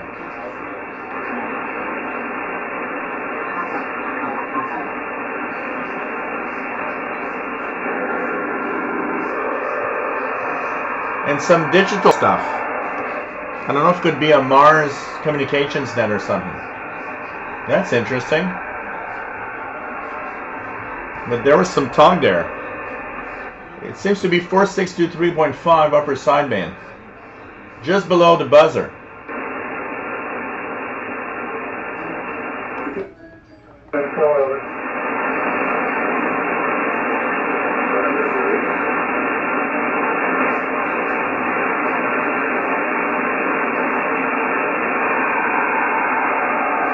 And there's another transmission of that digital sound.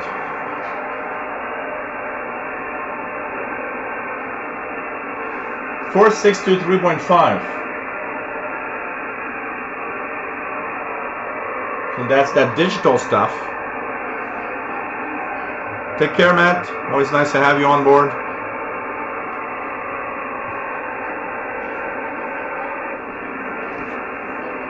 This is the CP Charlie News copy. We're having some tests. You have so this is pretty on the other straight. You know that it's on the down cars on them.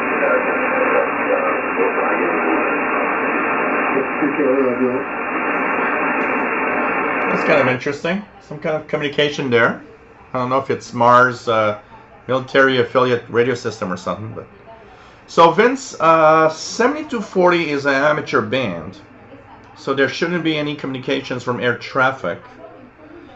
With a Texan PL600, you shouldn't have any images.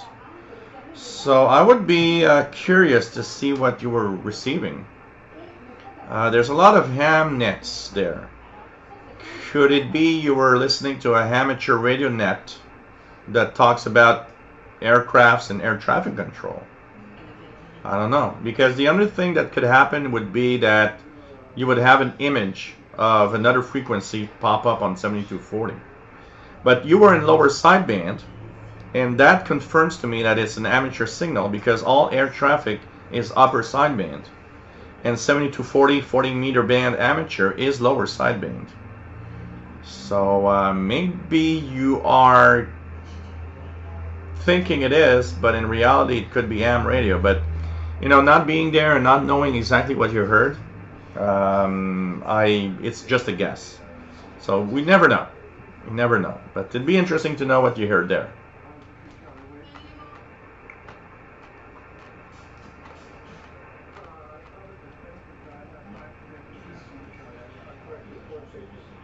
Hey, Rekreb from Turkey. Nice to have you on board. Anything else? Keegan says 7850 CHU. Rodrigo, yeah, 4885 is that Brazilian station usually.